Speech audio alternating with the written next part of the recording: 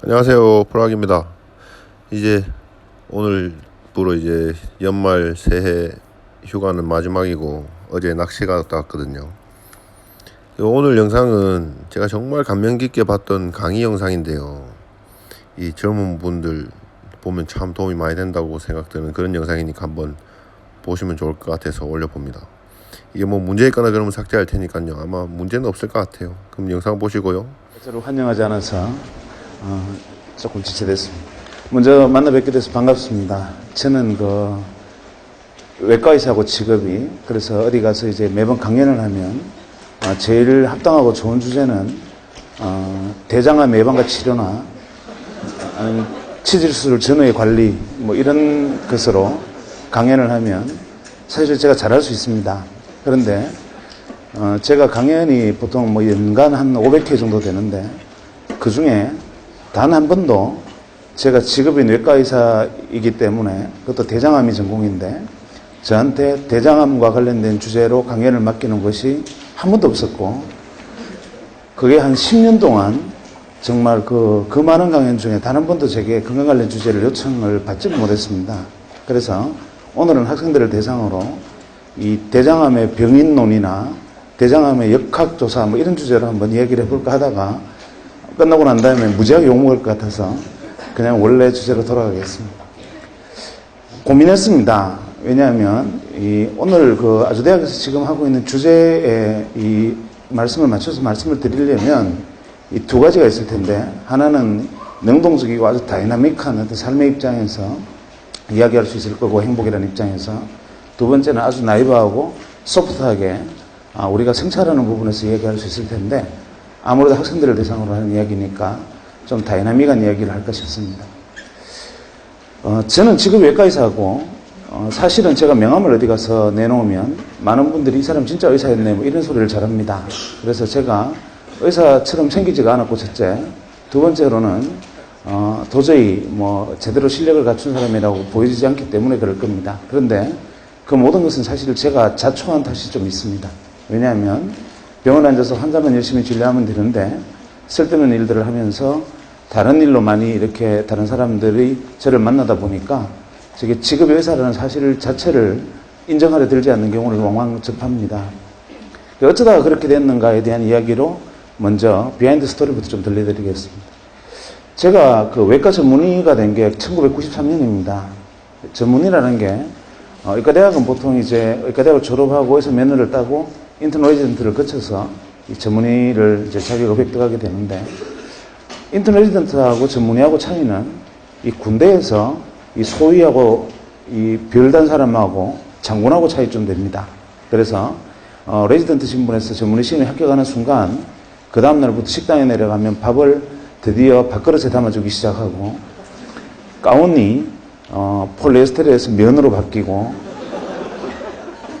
뭐 한 50가지 정도가 바뀝니다. 그런데 그 중에 가장 중요한 것은 뭐냐면 일단 월급이 한 10배쯤 오릅니다. 그래서 레지던트에서 전문의가 되는 순간 이제부터 비로소 이제 꽃이 피었다 뭐 이렇게 생각하는 시절이죠. 전문의시험 합격했다는 통지를 받고 이제 인생의 꽃이 피었구나 생각을 했습니다. 그때가 지금으로부터 무려 15년 전이니까. 그래서 일단은 취직을 해야 되는데 보통 이제 아주대학병원 또 이제 인턴 레지던트가 수련을 하는 곳이지만, 이렇게 레지던트 트레이닝을 하는 대학병원에서는 전문의 자격증을 딴 사람들이 배출이 되면 각 다른 병원에서, 인력이 필요한 병원에서 이런 이 수련병원으로 인력 요청서를 팩스로 보냅니다. 그러면 그것을 보고 이쪽에서 다시 이제 이력서를 보내고 몇 번 주고받다가 취업하는 형태를 그때만 해도 취했습니다. 지금과 같이 뭐 웹시대가 아니었으니까. 그래서 제가 전문의 자격 시험을 합격한 다음에 저희 의국으로 들어와 있는 인력 요청서를 보니까 몇 군데 병원에서 외과 의사가 필요도 하다는 데가 있는데, 아직 젊으니까 종합병원에서 좀 더 경험을 쌓는 게 좋겠다 생각하고 일단은 큰 규모의 병원이 어디 있나 하고 찾아보니까 종합병원급에서 온 데가 대전에 한 군데, 서울에 한 군데, 대구에 한 군데, 세 군데가 괜찮아 보였습니다. 그래서 그 세 군데에 제 이력서를 보냈습니다. 그랬더니만 세 군데에서 회신이 왔는데, 서울과 대구에 있는 종합병원에서는 그 당시 외과 의사에 대한 평균 연봉과 평균적인 대우, 근무 조건을 달아서 회신이 왔고, 대전에 있는 병원 한 군데에서는 그 당시 외과의사 연봉의 3배를 줄 테니까 오라고 답신이 왔습니다. 3배야. 뒤도 돌아보지 않고 혹시나 다른 사람이 체갈까봐 팩스를 보자마자 바로 전화를 했습니다. 제가 그 병원에 가서 근무해도 되겠습니까? 떨리는 목소리로 얘기를 하니까 그쪽에서 당신을 아주 애타게 기다렸다고 이렇게 말을 해요.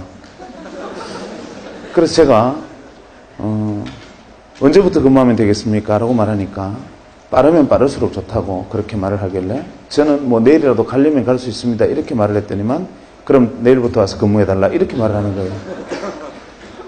뭐 두 번 생각할 게 없죠. 돈 많이 준대죠. 또 간절히 나를 필요로 한대죠. 뭐 최선의 직장이었습니다. 그래서 그 다음날 아침에 진짜 보따리를 사서 바로 대전으로 내려갔습니다. 그래서 대전역에 내려서 택시를 타고 병원 이름을 대면서 병원 가자 그러니까 택시기사가 병원을 몰라요. 좀 이상하지 않습니까? 종합병원인데 택시기사가 모르는 게. 그래서 청남대학병원 옆에 어디라고 주소를 가르치더니까 깨우뚱깨우뚱하면서 찾아갔는데 기사가 막상 가보니까 이제 병원 골조공사만 끝나 있고 응급실, 외래진료실, 수술실 몇 가지만 완성되어 있고 나머지는 골조공사 중이었습니다. 이유는 인가받은 날짜에 개원을 해야 되고 공사는 지연되고 해서 우선 한 개층의 반만 형식적으로 오픈을 한 상태였고 제가 뭔가 좀 잘못됐다는 것을 깨닫긴 했지만 그래도 이왕 왔으니까 하고 원장실을 찾아가서 문을 두드리고 들어가니까 원장님이 저를 반기시면서 이렇게 말했습니다. 당신이 우리 병원에 온 첫 번째 의사다.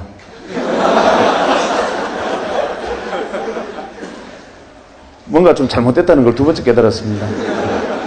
그리고 난 다음에 제가 여기서 무슨 일을 해야 되겠습니까? 이렇게 말을 하니까 하시는 말씀이 원래 당신도 알다시피 병원에는 외과 의사는 무조건 3명이 있어야 된다. 종합병원에. 그래야 한 명은 외래 보고 한 명은 수술하고 또 한 명은 밤에 응급수술이나 응급 상황을 커버를 해야 되기 때문에 그 다음날 쉬어야 되고 이렇게 무조건 3명이 있어야 되는데 우선 혼자 있으니까 3가지 목을 다 하고 대신 월급을 3배로 주겠다. 사람을 한 명 구하면 월급을 반으로 줄이고 3명 다 차면 3분의 1만 받아라 이렇게 말하는 거예요. 제가 그러면 그렇지 저한테 그런 파격적인 혜택을 줄 리가 없는데도 불구하고 유혹을 받아서 갔던 걸 땅을 쳤지만 이미 어떻게 하겠습니까? 그래서 그냥 돌아서려다가 순간적으로 유혹이 생겼어요. 왜냐하면 어차피 레지던트 하느라고 조금 전까지만 해도 뭐 밤잠 안 자고 일했으니까 레지던트 1년 유급했다 생각하면 1년만 바짝 일하면 나머지 2년은 해외여행 다니고 놀아도 되겠다. 다른 사람하고 똑같다 조건이. 이렇게 생각하니까 또 마음이 편해져요.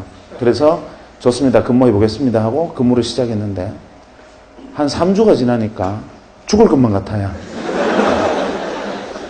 왜냐하면 충남대학병원에서 환자가 밀려들면 옆에 병원 생겼는데 거기 가면 받아준다고 다 보내버리는 거예요. 그래서 낮에 외래진료 20-30명 하고 한숨 돌리려 하면 위에 수술 준비됐다 그러고 수술하고 내려오면 환자 30명 기다리고 또 마치고 실내하면 수술 준비됐다 그러고 남들 퇴근하는 시간대 해그름이 되면은 응급실에 환자 50명 기다린다 그러고 이러는 거예요. 한 3주 정도 지나니까 정말 2시간 이상 잠을 연달아 자보지는 못했습니다. 그래서 이제 거의 휘청거리는 걸음을 걷고 있는데 제가 서울에 있는 모 경제연구소에 근무하는 친구한테서 제게 전화가 왔습니다. 전화가 와서 그래 오랜만이다 하고 전화를 받으니까 다짜고짜 이렇게 말을 하는 거예요. 좋은 강연이 있는데 하나 들으러 오지 않겠느냐 이렇게 말해요. 그래서 제가 무슨 강연이냐 물어보니까 미래사회 트렌드에 대해서 프랑스 유학을 갔다 온 아주 똑똑한 친구가 이 강연을 하는데 이게 들어두면 굉장히 좋은 강연일 거라고 일생에 좋은 기회일 거라고 이렇게 말해요. 그래서 제가 그때 그 친구 보고 이렇게 말했습니다. 대전 시민의 생명이 내 양어깨에 다 걸려있다 지금. 지금 경제 강연 들어간다고 병원 비워놓고 갈 상황이 아니다. 말 같지도 않은 소리 하지 마라. 전화를 끊으려 하니까 이 친구가 뭐라 하느냐 하면은 이 강연을 안 들으면 평생 후회할 거래요. 그래도 제가 시끄럽다고 전화를 끊었죠. 그런데 되게 여러분들은 안 그렇겠지만 사람이 자기에게 좀 못난 사람들은 누가 평생 후회한다는 둥, 일생일대의 기회라는 둥 이런 말을 하면 그 말이 귓가에 계속 뱅뱅 돕니다. 밤에 수술하다가 배를 가르고 창자를 이렇게 들어올리다가도 도대체 뭐 때문에 이놈이 평생 후회한다 할까 이러다가 도저히 안 되겠어요. 그래서 그 다음날 아침에 원장실 문을 열고 다시 원장실 찾아갔습니다. 그래서 원장님을 만나 뵙고 이렇게 말씀드렸죠. 선생님, 서울대학병원에서 닥터 보조기가 와서 대장암 라이브 수술 세미나를 하는데 이걸 보고 오면 우리도 대장암 특수 클리닉을 개설하는데 도움이 될 것 같다고 이렇게 말씀을 드리니까 갸우뚱갸우뚱 하시더니만 당신이 공부를 그렇게 좋아하는 줄 몰랐다고 이렇게 말해요. 그래서 제가 배움의 길에 끝이 없습니다. 비록 전문의 시험 치고 왔지만 그걸 더 배워서 나쁠 게 남줍니까? 이렇게 말하니까 원장님이 갸우뚱갸우뚱 하시면서 그래 뭐 공부한다는데 어떡하나 노고를 이끌고 내가 지키고 있을 테니 갔다 와라 이러시는 거예요. 그래서 저는 이제 속으로 쾌재를 부리면서 돌아서는데 갑자기 박사님 좀 보자 그래요. 대개 이제 공식 출장은 뭐 학회가 있으면 세미나 카탈로그나 뭐 이런 게 있을 테니까 그걸 가져오라는 줄 알고 뜨끔했는데 그게 아니라 이분이 가슴에서 지갑을 꺼내시더니만 그때 돈으로 무려 100만 원을 제게 주시는 거예요. 그러면서 이왕 서울 가서 학회 가면 학회 마치고 친구들하고 모여서 밥도 사 먹고 술도 한잔 마시고 놀다가 그 다음날 와라 이러시는 거예요. 저는 정말 이런 세상에 이렇게 뭐 횡재가 있나 하고 이제 돌았었는데 지금 돌이켜 생각하면 이 어른이 거짓말 하는 걸 알았던 거죠. 그러니까 한 3주 더 직사게 고생을 했는데 이놈 아무래도 거짓말 하는 걸로 봐서 한번 풀어주지 않으면 그냥 그만두고 영 돌아오지 않는 수가 있겠다. 이래서 그냥 용돈을 준 거였는데 저는 속에 넘겼다고 생각했습니다. 그래서 돌아 나왔는데 사람이 이게 말 타면 종 부리고 싶죠. 시간이 생기고 돈이 생기니까 혼자 가기 심심한 거예요. 그래서 누구를 데려갈까 고민을 하다가 아무리 사방을 돌아봐도 그 시간에 강연 들어갈 친구가 없어요. 평일날 오후, 그러니까 수요일 오후 3시에 하는 강연에 참석할 직장 다니는 멀쩡한 친구가 누가 있겠습니까? 그래서 누구를 데려갈까 고민하다가 한 명이 딱 압축이 됐는데 그게 누구였느냐 하면 텍사스 주립대학에서 MBA를 마치고 와서 1년째 백수하던 친구가 있었어요. 여러분들은 그거를 잘 이해를 못 하시겠지만 우리는 베이비붐 세대라서 대학 마치고 할 일 없으면 대학원을 가고 대학원 막 갔다 와서도 할 일 없으면 미국 갔다가 그냥 오기 미안하니까 MBA 해서 오는 거 그 다음에 한 1, 2년 백수하는 게 이게 정통 코스였습니다. 그래서 이 친구한테 전화를 했습니다. 강연 들으러 같이 안 갈래? 저는 그때 놀라운 사실 하나 배웠는데 백수는 보통 사람과 감정 반응이 틀립니다. 우리는 누군가가 자꾸 전화하고 뭐 삐삐하고 핸드폰하고 나를 찾고 부르면 짜증내지 않습니까? 백수는 누군가가 자기 이름을 불러주면 오르가즘 느낍니다. 자기 이름을 불러준다는 그 사실만으로 그 사람에게 가서 꽃이 되는 게 백수입니다. 제가 강연 들으러 가지 않을래 그러니까 언제 어디서 하는 무슨 강연이냐 물어보지도 안 하고 그래 가자 그러는 거예요. 그래서 이 친구 같이 가기로 했습니다. 이 친구가 동대구에서 기차를 타고 대전역으로 오고 저는 대전역에서 만나서 같이 서울의 연구소로 왔습니다. 연구소 강연장에 들었으니까 이 강당보다 한 절반 정도 되는 강당에 좋은 의자들이 한 50개 놓여 있었고 거기에 꽉 차 있었습니다. 연구원들이. 그러니까 박사급 연구원들이 쭉 앉아 있었는데 이분들이 좋게 말하면 프라이드고 나쁘게 말하면 자만심이 이 폐속까지 부풀어 있는 사람들입니다. 지금도 그 연구소가 그런데 93년도에는 다른 박사학위 받고 와서 백수가 기본 코스인데 한국 최고의 경제연구소에 있다는 사실만으로 어깨에 풍선이 이만큼 들어있던 사람들이었습니다. 그래서 자만심이 엄청난 곳이었죠. 제가 작년에 거기 강연하러 갔습니다. 그러니까 13년 전에 강연 들으러 갔다가 작년에 거기 강연하러 갔더니만 정말 의전으로 사람을 죽입니다. 문을 열고 이제 연구소 앞에 차가 들어가면 수의실 앞에 직원이 나와 있고 의전 담당 직원이 현관에 나와 있고 의전 담당 전무가 나옵니다. 그리고 가서 PT룸 가서 그룹의 연역부터 시작해서 연구소 역사까지 PT를 하고 그 다음에 줄줄이 정중하게 정말 거의 일본 사람 수준으로 극도 예의를 보이면서 강연자를 맞이합니다. 그런데 문제는 뭐냐면 말로는 우리 연구소에 강연하러 와주셔서 대단히 감사합니다 라고 정중하게 얘기를 하는데 눈빛에는 우리 연구소에 강연하러 오라니까 영광스러워 죽겠지 이런 눈빛이 적혀 있는 거 이해하시죠? 무슨 이야기인지. 설마 여러분도 지금 그런 건 아니죠? 어쨌거나 간에 그 정도로 이 교만함이 있을 수 있는 프라이드가 강한 사람들이 쭉 앉아 있었고 저희들은 외부에서 청강에 있으니까 제일 뒤에 앉았습니다. 그 순간 연자가 옆에 문을 열고 들어왔는데 연자가 와서 이 무대에 올라오는 순간 이분들이 불쾌한 기색이 역력해지면서 갑자기 헛기침이 나오고 저거 뭐냐 그러고 어수선하고 소란내지기 시작했습니다. 이유가 뭐냐 하면 연자가 복장이 너무 황당했기 때문에 그렇습니다. 그때니까 지금 13년 전이면, 15년 전이면, 그때는 길거리에 다닐 때 양복도 다들 검은 양복에 흰색 와이셔츠 입고 다닐 때입니다. 그런데 강연하러 와서 찢어진 청바지에 무릎이 다 나왔고 UCLA 적힌 티셔츠에 뉴욕 양키스 모자를 쓰고 등장한 겁니다. 지금도 그 연구소에는 그렇게 강연하러 가는 사람이 없습니다. 제 정도 복장도 굉장히 파격적인 복장입니다. 그런데 그런 복장으로 나타났으니까 이분들은 모욕당했다고 생각한 거죠.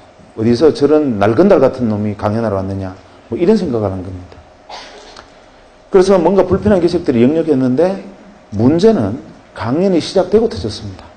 강연이 시작되고 얼마 안 돼서 한 10분 정도 지나니까 뒷줄부터 한 명씩 일어나서 나가기 시작했는데 한 30분 정도 지나니까 다 나가고 앞줄만 몇 명 남고 외부에서는 저희들만 달랑 남았습니다. 대개 그 이유는 강연 내용이 문제가 있었기 때문인데 아무리 강연 내용이 문제가 있어도 그렇지 전원이 퇴장해버리는 경우는 놀라운 일이지요. 제일 앞줄에 남는 사람들은 원래 이 사람들은 성격 이상한 사람들이에요. 항상 제일 앞에 있는 사람들은. 그래서 특별한 경우가 아니면 이분들은 안 나갑니다. 그 다음에 외부에서 온 저희들은 제일 뒤에 있을 때는 연구소 순환버스가 안 들어오면 못 나가니까 그냥 끝까지 앉아 있었고 나머지는 다 나갔습니다. 이유가 뭐냐면 이분이 들어와서 강연을 하는데 강연 주제가 기가 막혔습니다. 제일 먼저 칠판에 제목을 적었어요. 뭐라고 적었느냐 하면 W 이렇게 적더니만 다짜고짜 뭘 하느냐면 그리 멀지 않은 미래에 이 W 세상이 온다는 겁니다. 그리고 이 안에는 은행도 들어오고 증권사도 들어오고 이걸로 핵무기도 만들고 전쟁도 이걸로 한다는 겁니다. 딱 들으면서 저는 어떤 생각을 했느냐 하면 저 친구 테트리스 게임 개발하다 미쳤구나. 혹은 망상장애 같은 정신질환이 있구나 이렇게 생각을 했습니다. 저뿐만 아니라 트렌드나 경제, 그 현상을 연구하는 전문학자들도 저는 저거 과대망상증 환자다라고 배척하고 다 일어나서 나가버렸습니다. 93년도에는 이런 이야기를 하면 그것은 정신병자입니다. 그래서 그때 당시에 외배 개념이라는 것은 여러분 잘 모르시겠지만 모자익이라는 것이 그때가 소개되던 시점이었고 그때라도 이런 그래픽 기반의 웹 서비스가 이루어질 것이라고는 아무도 상상하지 못하던 시절에 이 사람이 조만간에 그런 세상이 온다라고 얘기를 하는 겁니다.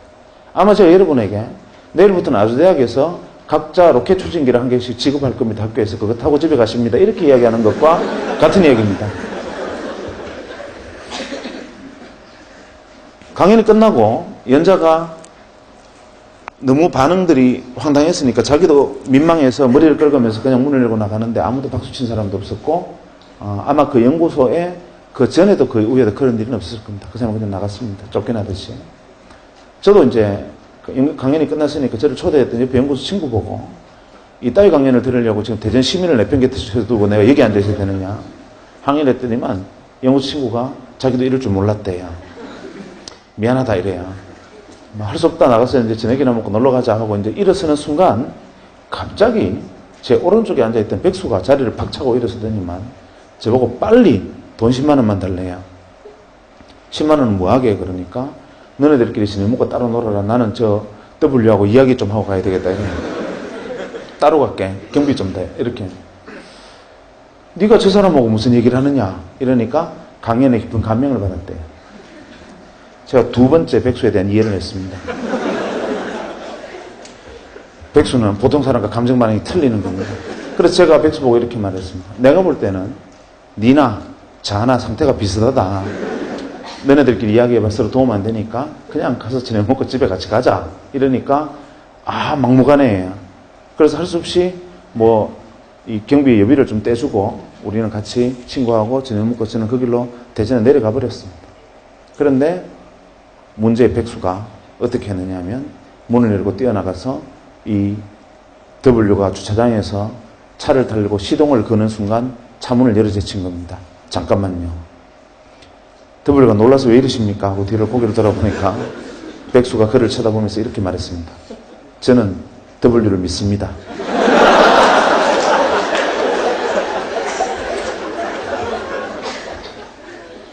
W가 믿어주시는 건 감사한데 왜 이러시나요? 이러니까 저를 W의 세상으로 인도해 주십시오. 이렇게. 옥신각신하다가 W가 납치됐습니다. 어디로 갔느냐 하면 마포의 공동 노타리에 지금은 많이 없어졌지만 그때 주먹구이집이라 그래서 이렇게 불판에 고기 구워 먹는 집들이 많았습니다. 거기에 끌려가서 새벽 2시까지 백수에게 풀려나지를 못했습니다.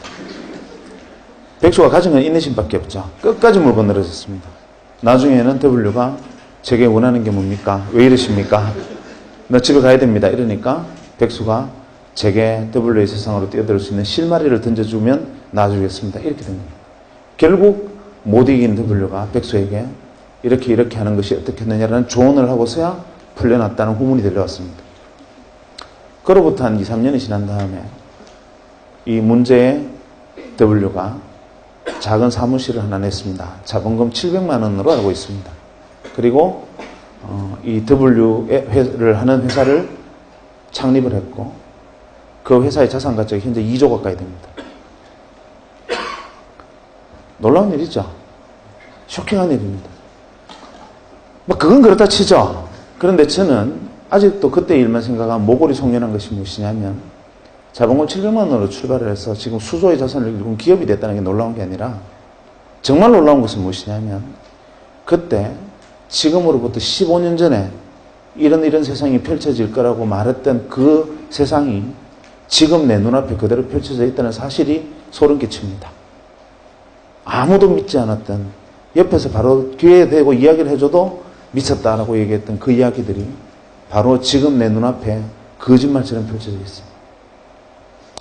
저는 그게 지금도 그 사람의 이야기가 귀에 팽팽 돕니다.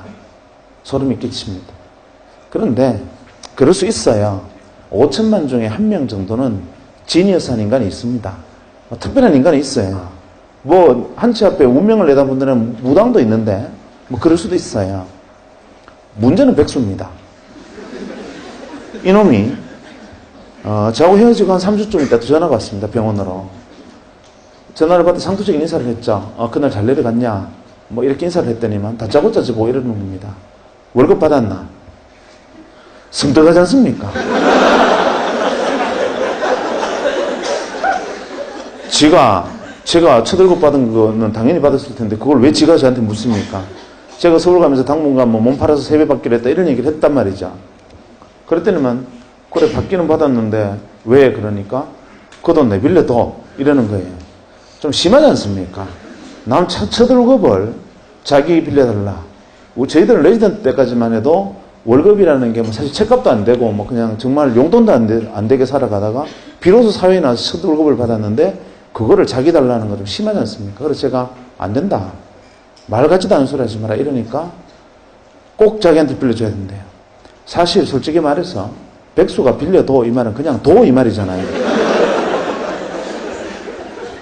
나중에 내가 돈 좀 벌면 생각하자 지금 안 된다 이러니까 하는 말이 지금 그 돈을 빌려주든지 자기하고 30년간의 인간관계를 끊으래요. 마음으로는 끊고 싶죠. 그런데 이게 인간은 사회적 동물이라 제가 지하고 그 일로 인연을 끊으면 남들은 속 모르는 남들은 이렇게 합니까? 30년 전에 불알 친구가 고작 돈 몇 푼 빌려달라 했다고 저는 우정을 끊은 나쁜 놈이라 하더라고요. 이렇게 소문이 날 뻔했습니다. 우여곡절 끝에 제가 받았던 첫 월급 중에 60만 원을 제가 최소 생계비를 지배하고 이놈한테 다 뺏겼습니다. 지금도 그것만 생각하면 뼈가 아픕니다. 어쨌거나 제 돈을 빌려갔어요. 그리고 이 녀석이 무슨 짓을 했느냐 하면 혹시 여기 대구 출신에 계신지 모르겠지만 대구에 가면은 범어동에 대구은행 본점이 있고 그 뒤에 작은 분식집들이 좀 있었는데 그 분식집에 작은 방을 하나 빌리고 거기서 사업을 시작했습니다. 그래도 또 좀 시간이 지나서 제게 전화가 왔습니다. 한동안 연락이 없다 전화를 받았는데 여보세요 하니까 내다 이러는데 그놈 목소리예요. 그래서 제가 전화 받자마자 나 돈 없다 이러니까 돈 이야기가 아니니까 안심하래요. 그럼 왜 전화했냐 그러니까 자기가 제 돈 빌려 사업을 시작했는데 그거를 좀 도와줘야 되겠대요. 돈 말고 내가 뭘 도와주냐 그러니까 아주 단순하니까 주소만 하나 만들면 된대요. 그게 무슨 주소 그러니까 내가 대전시 중국문화동 46-1번지가 내 주소인데 무슨 주소를 또 만드냐 이러니까 그건 아니고 굉장히 단순한 건데 가상 주소를 하나 만드는데 그 이유는 뭐냐면 편지를 주고받는데 필요한 거래요. 내용을 듣고 보니 지금으로 말하면 이메일 시스템을 운영을 하는데 거기에 이제 아이디를 만들어라 이 말입니다.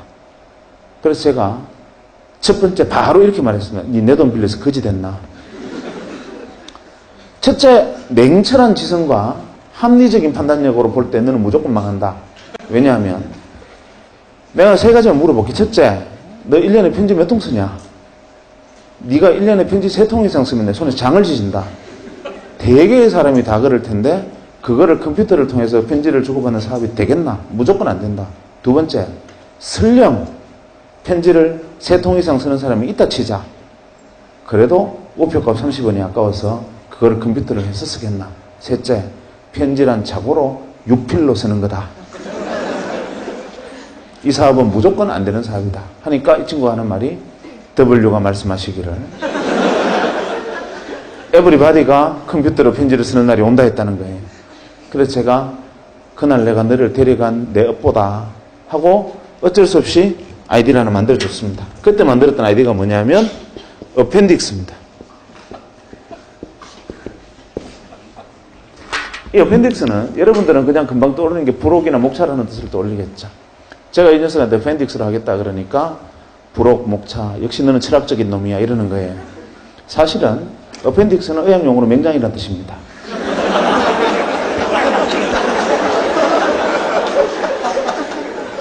니는 내 인생의 맹장 같은 놈이다.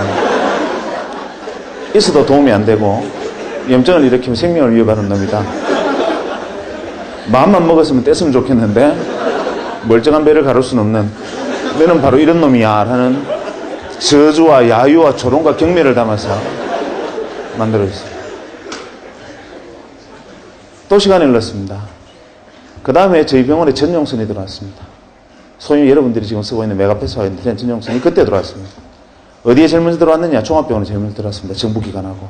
그때 정보고속도로 사업 때문에 의료정보 산업하고 정부 행정정상망 사업인다. 행정전산망 사업 때문에 정부와 종합병원에 시범적으로 인터넷 전용선들이 깔리기 시작했습니다. 들어오기는 들어왔는데 책상 위에 정부 지원 컴퓨터도 올라왔고 전용선이라는 게 깔려 있는데 대체 이거는 쓸 데가 없었습니다. 기껏 한다는 게 하이텔 접속하는데 조금 빨랐다는 거. 그 외에는 하등 용도가 없는 그 시전용선이었습니다. 그렇게 컴퓨터를 방치해두고 있는 어느 날 자기가 또 백수가 전화와서 뭘 하나 어떻게 해라 해서 그냥 뭐 어떻게 했습니다. 그러고 난 다음에 무심코 하루는 컴퓨터를 딱 켜니까 갑자기 바이러스 먹은 것처럼 크다는 창이 하나 붕 뜨더니만 산신령 그림이 하나 나타나고 산신령이 편지를 들고 있는 그림이 나타나요. 그러면서 편지가 왔습니다 하면서 산신령이 이렇게 편지를 흔들어요. 이게 뭐야 하고 클릭을 하니까 동창회 소집 공고 제목이 이렇게 되어 있는데 아 이놈이 한다는 짓이 기껏 한다는 짓이 이거구나 하고 투덜거리며 냉소적으로 바라보다가 잠깐 놀랐습니다. 뭐냐면 수신인이 170명입니다. 수신인 명단에 170명으로 되어 있어요. 그래서 제가 어라 170명한테 한 방에 다 보낼 수 있으면 이거는 뭐 그런 대로 나쁘진 않네 하고 거기다가 답장하기 기능을 통해서 모두에게 하시겠습니까? 그때만 해도 그렇게 후진적으로 답장하기 모두에게 하시겠습니까? 예 하고 나는 대전에 무슨 병원인데 너네들은 어딨니? 하고 보냈더니만 이틀 만에 무려 한 7, 80명의 동창으로부터 편지가 쏟아졌습니다. 나는 뭐 어디에 있다, 나는 정부의 뭐 과천에 어디 청사에 있다 이런 식으로 막 연락이 쏟아졌는데 이거 신기하지 않냐? 되게 반응이 이랬습니다. 알고 보니 백수가 동창회 명부를 들고 정부나 대기업, 종합병원 같은 데 전용선이 들어와 있을 만한 곳에 근무하는 친구들을 일일이 전화를 해서 설명하고 가입하게 하고 그 다음부터 낚시질로 메일을 계속 낚시 메일을 던지고 있었던 거예요. 저도 덜컥 물었던 거죠. 그날 이후로 저희 병원의 진료가 마비가 됐습니다. 이유가 뭐냐면 저희 병원 직원들한테 소개를 했더니만 다들 메일놀이에 빠져가지고 지금으로 치면 메신저를 메일을 메신저처럼 사용한 겁니다. 공간호사 어제 저녁에 뽀뽀하는 거 봤다 이러면 선생님이나 신경 쓰세요. 뭐 이런 식으로 왜 하루 종일 메일놀이 너무 신기하니까 메일놀이를 시작한 거죠. 저희 병원 직원이 다 가입하는데 일주일이 안 걸렸습니다. 물론 그 동창들 주변에 있던 사람들도 그랬죠. 그래서 서울도 아니고 대구에서 시작한 전자메일 서비스 회사가 1년 반 만에 250만의 가입자를 모집했습니다. 그리고 99년 초에 골드만삭스라는 외국계 투자사 600억의 지분을 넘겼습니다. 그리고 지금은 포스코 센터 옆에 있는 이렇게 쳐다보기도 어려운 빌딩의 소유주이기도 하고 그 안에 4개의 벤처기업을 거느린 벤처 지주사의 회장으로 변신해 있습니다. 백수가. 그리고 제 돈은 아직 안 갚았습니다.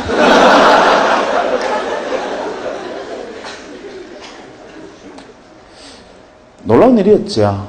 이게 대한민국 최초의 상용메일 서비스였습니다. 우리나라에서 최초로 상용메일을 서비스했던 것이었고 정말 엄청난 일이었습니다. 저는 그 과정에서 굉장히 가슴이 아팠습니다. 굉장히 고통스러웠어요. 옆에 지켜보면서. 왜냐하면 이 친구가 잘 된 게 배가 아픈 게 아니라 왜 같은 장소에서 같은 사람으로부터 같은 말을 들었는데 자기도 눈이 2개 있고 저도 눈이 2개 있고 귀는 똑같이 2개 달렸고 같은 귀와 같은 눈을 가지고 똑같은 사람으로부터 이야기를 들었는데 왜 백수의 눈에는 인생을 걸고 뛰어들어야 하는 복음으로 들리고 저한테는 망상장애를 가진 환자의 그냥 기괴한 이야기를 들렸던가. 이게 이해가 안 됐습니다. 왜 이 차이가 도대체 어디에서 온 거냐. 혹시나 미국 가서 MBA 한다고 접시 닦고 온 게 통찰력을 넓힌 것이냐 생각해봐도 그건 아니었죠. 왜냐하면 그때 당시 앉아있던 박사과 연구원들은 그보다 더 오래 있었을 테니까. 그것도 이유는 아니다. 대체 이유가 뭐냐. 고민을 하던 차에 마침 그때 제가 읽고 있던 책에서 답을 구했습니다. 제레미 르프킨 아시죠?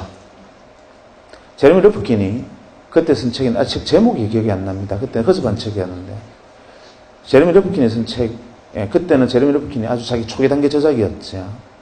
이런 내용이 있었습니다. 인류가 30만 년 전에 현생 인류가 20만 년, 30만 년 전에 출발을 할 때 현생 인류가 가진 자산은 돌도끼가 유일한 거였다.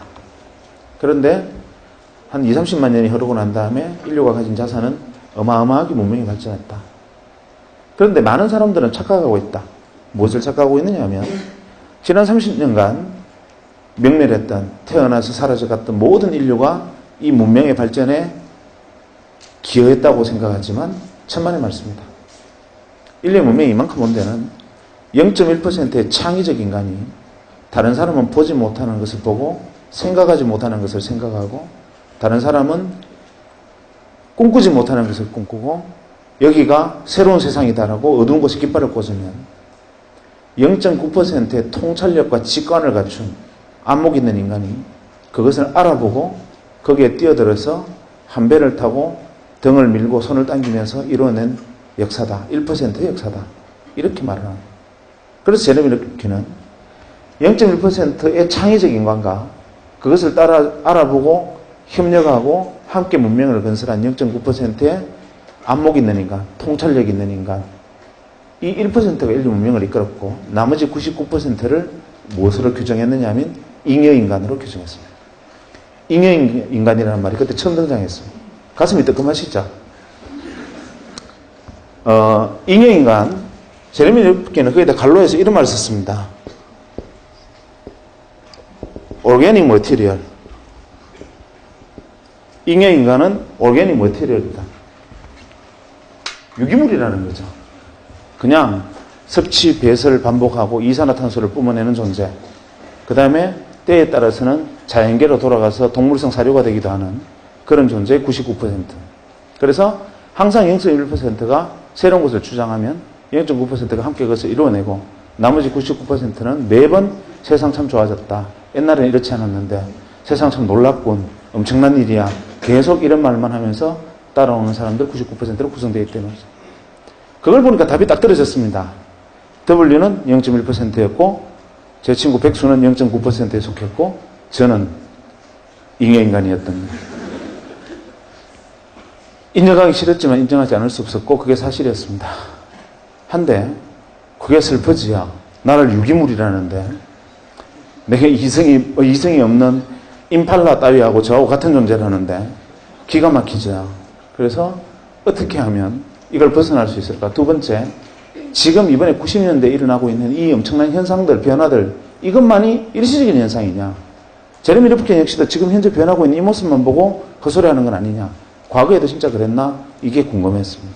그래서 레트로그레이드하게 뒤집어 보니까 구구절절히 국면이 바로 제레미 르프킨 이야기와 일치했습니다.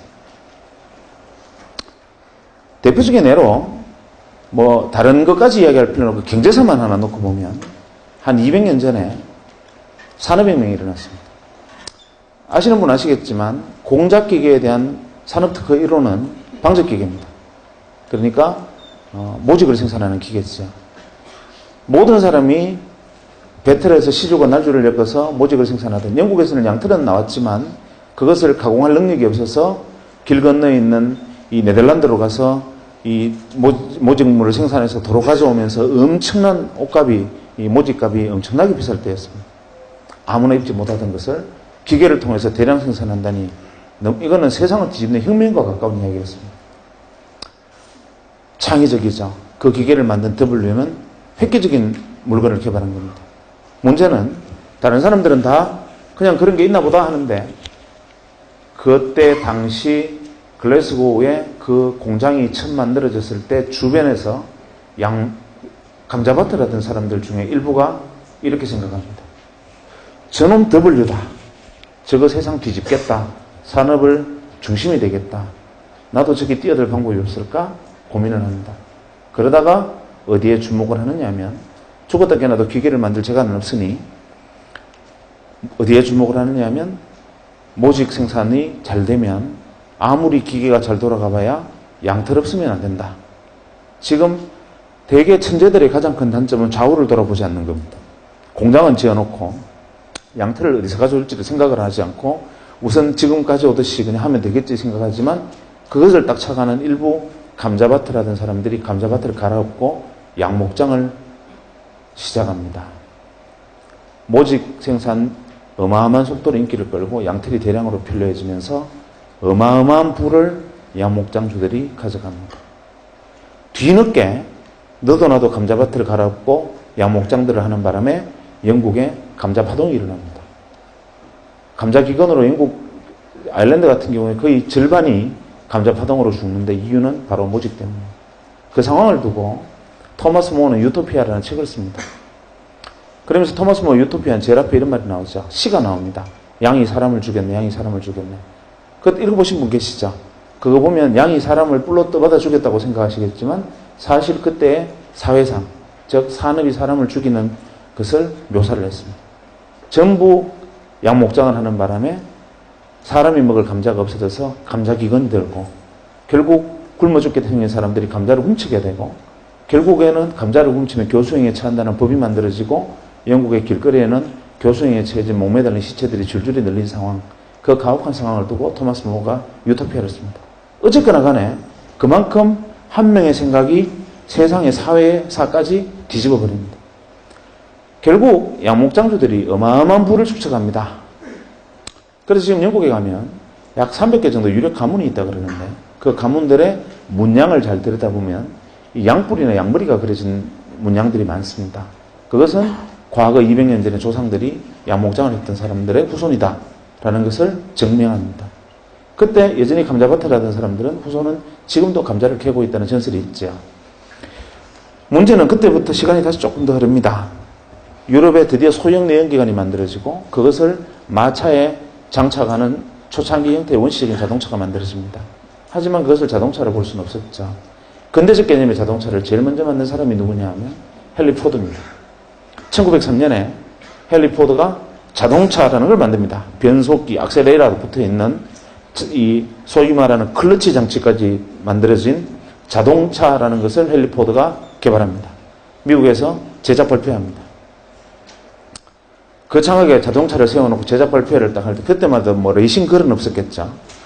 헨리 포드가 옆에 서서 이것이 자동차다 이렇게 얘기를 하니까 도하 미국 언론들이 그 다음날 획기적인 물건이다라고 기사를 받은 게 아니라 헨리 포드를 조롱하는 기사들이 미국 신문을 도배를 합니다. 기사 내용은 이렇습니다. 헨리 포드라는 쪼다가 자동차라는 물건을 하나 만들었는데 이거 아주 웃기는 물건이다. 왜냐하면 이거 한 대 만드는데 기차보다 돈이 더 들었단다. 기차 한 대보다 더 비싼 생산 단가로 자동차라는 것을 만들었는데 그것을 실제로 보니 기차는 100명이나 타는 데 비해서 자동차는 고작 4명밖에 못 하더라.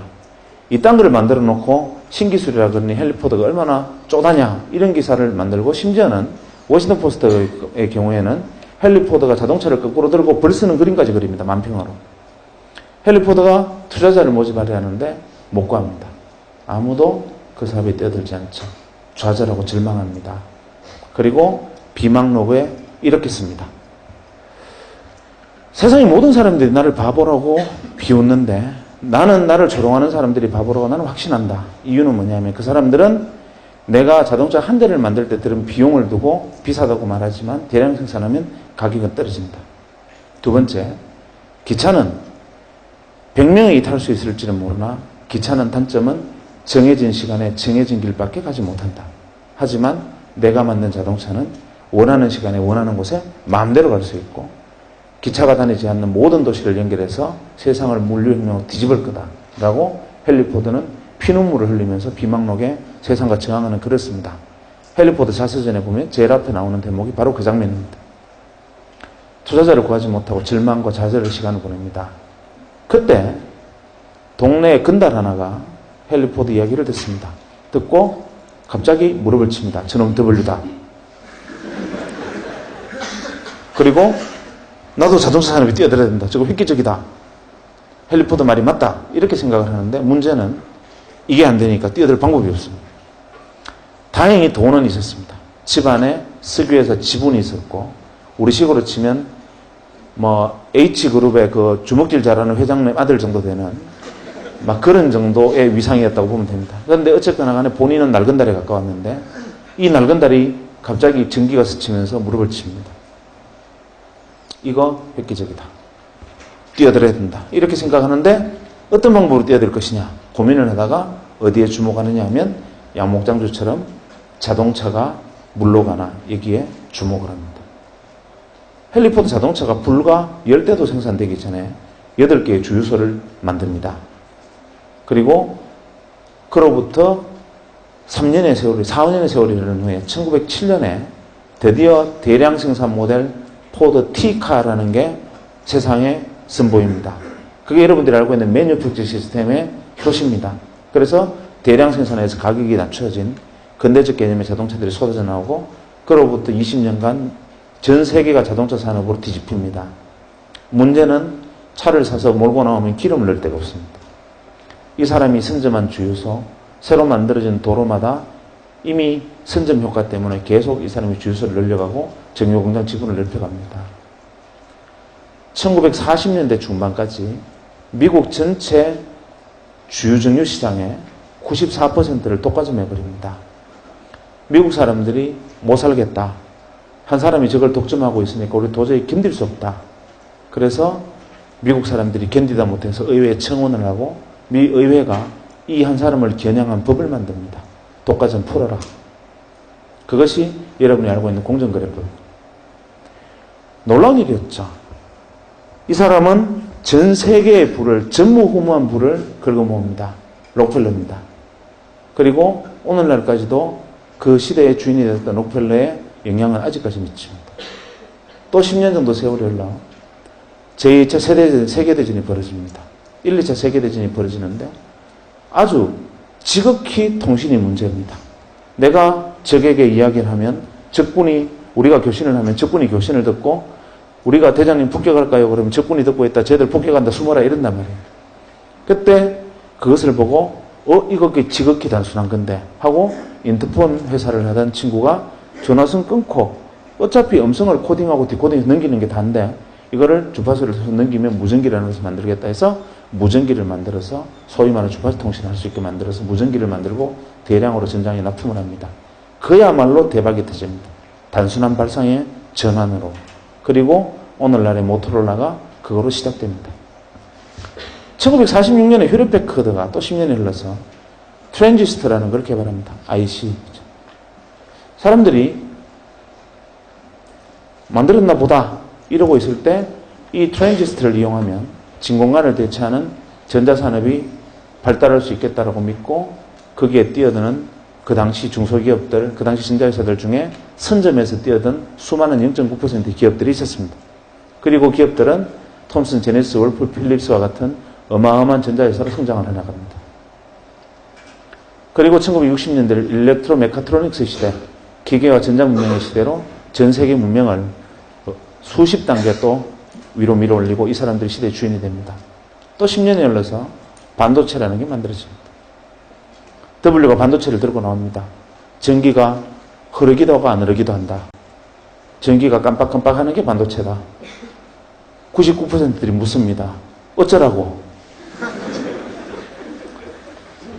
이때 그것을 보고 이것이 이 강당만한 애니악 대신에 개인의 책상 위에 올려놓을 수 있는 컴퓨터를 이걸로 만들 수 있겠다고 생각하고 창고에서 조립해서 퍼스널 컴퓨터를 만드는 사람이 생기고 그것으로 다시 80년대가 컴퓨터의 시대로 또 한 시대를 업그레이드하고 새로운 문명이 발달하고 시대의 주인들이 무수히 등장합니다. 그리고 90년대 제가 만났던 바로 그 시대가 돌아왔습니다. 이러고 보니 매십 년마다 계속 기회를 주어지고 기회를 만들어내는 0.1%와 창의적인 감각, 그것을 알아보고 잽싸게 뛰어드는 통찰력 있고 직관이 있고 안목이 있는 인간, 나머지 99%들이 계속 세상 살만해라고 외치는 99%들이 끊임없이 반복되어 왔던 역사다라는 것을 뒤늦게 깨달았고, 저도 그때 뒤늦었기는 했지만 0.9%가 되고 싶었는데 도저히 제 눈에는 뭐가 W인지 보이질 않았습니다. 그러던 차에 문제의 원장님이 저를 불렀습니다. 원장실에 들어갔더니만 박 선생, 그동안 우리 병원이 초기 개원해서 어려운 시절에 고생했는데 선물 하나 줄게 이러시는 거예요. 뭡니까 하니까 서랍을 썩 여시더니만 시커먼 물건을 하나 그 책상 위에 탁 올리시더니만 이건 자네 해라 이러는 거예요. 핸드폰이었습니다. 그때 핸드폰은 어떤 물건이었냐면 핸드폰을 들고 로데오 거리를 지나가면 페라리 오픈카를 타고 지나가는 것과 똑같은 시선을 받았습니다. 그 핸드폰을 들고 그때 가입비가 한 250만 원, 기계값도 그에 준하는 만큼 비쌀 때였고 그걸 현재 돈으로 환산하면 거의 그랜저 한 대 값입니다. 그것은 아무나 들고 다니는 물건이 아니었습니다. 그것은 재벌그룹 회장 정도나 들고 다니는 건데 저는 그때만 해도 원장님이 그걸 저한테 주시는 순간 내가 이 병원에 뼈를 묻겠다고 생각했습니다. 근데 사실은 내용을 알고 보니까 어차피 병원에 이익이 나면 세금으로 내야 되는데 그때는 가입비 비싼 물건을 하나 사면 그것은 이익을 디파짓한 경비 처리가 가능하니까 사실 수익을 디파짓하려고 몇 대 사서 준 건데 어쨌거나 간에 저는 고마웠죠. 그거를 들고 대전역에서 기차를 타면 난리가 납니다. 제가 3시 기차를 타면 간호사들 보고 3시 5분에 전화를 하라 그럽니다. 기차가 덜컹덜컹 출발할 때쯤 되면은 3시 10분만 되면 옥션을 통과하면 전화가 안 됩니다. 그래서 딱 3시 5분에 전화해야만 통화가 됩니다. 대전권에서만. 그래서 기차를 타서 자리에 앉아서 기차가 덜커덩 하는 순간 전화벨이 울립니다. 가방을 열고 전화를 꺼내서 뚜껑을 열고 여보세요 하는 자리에서 일어서는 순간 쓰러집니다. 그냥 영화 찍습니다. 그러면 그 안에 있는 모든 승객의 시선이 저한테 꽂히면서 어떻게 저런 분이 기차를 다 타셨을까? 소박도 하시지 뭐 이런 눈빛으로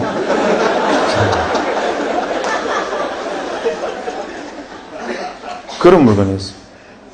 그거를 들고 고향의 친구들 모임에 가서 자랑을 했습니다. 너네들 이게 뭔지 아냐? 핸드폰인데 구경해봤나? 이러니까 다들 막 신기해서 막 만지는 거예요. 제가 다른 버튼은 다 눌러도 되는데 녹색으로 샌드라고 써 있는 건 절대 누르면 안 된다. 이렇게 얘기하면서 이제 애들이 만지는 걸 보고 제가 이렇게 말했습니다. 야, 지금은 우리가 페이저, 삐삐를 차고 다니지만 그리 멀지 않아서 언젠가 이놈도 좀 싸지면 우리도 핸드폰 다 들고 다니는 시절이 오지 않겠냐. 이렇게 무심코 말을 했는데 제 친구들이 전부 다 하나같이 무슨 소리 하느냐는 거예요. 바보 아니냐는 겁니다. 왜냐하면 7,000원만 내면 삐삐를 주고 한 달에 2,000원, 3,000원만 내면 한 달 내내 마음대로 쓸 수 있고 마라도 가도 삐삐가 터지는데 뭐 하려고 그 큰 걸 들고 다니면서 비싼 통화를 무누에서 들고 다니느냐. 그거는 아무나 쓰는 거 삐삐만 해도 충분하다. 이거는 핸드폰이라는 것은 상용화될 수 있는 물건이 아니다. 다들 놀랍게도 전원이 반응이 그랬습니다. 그 순간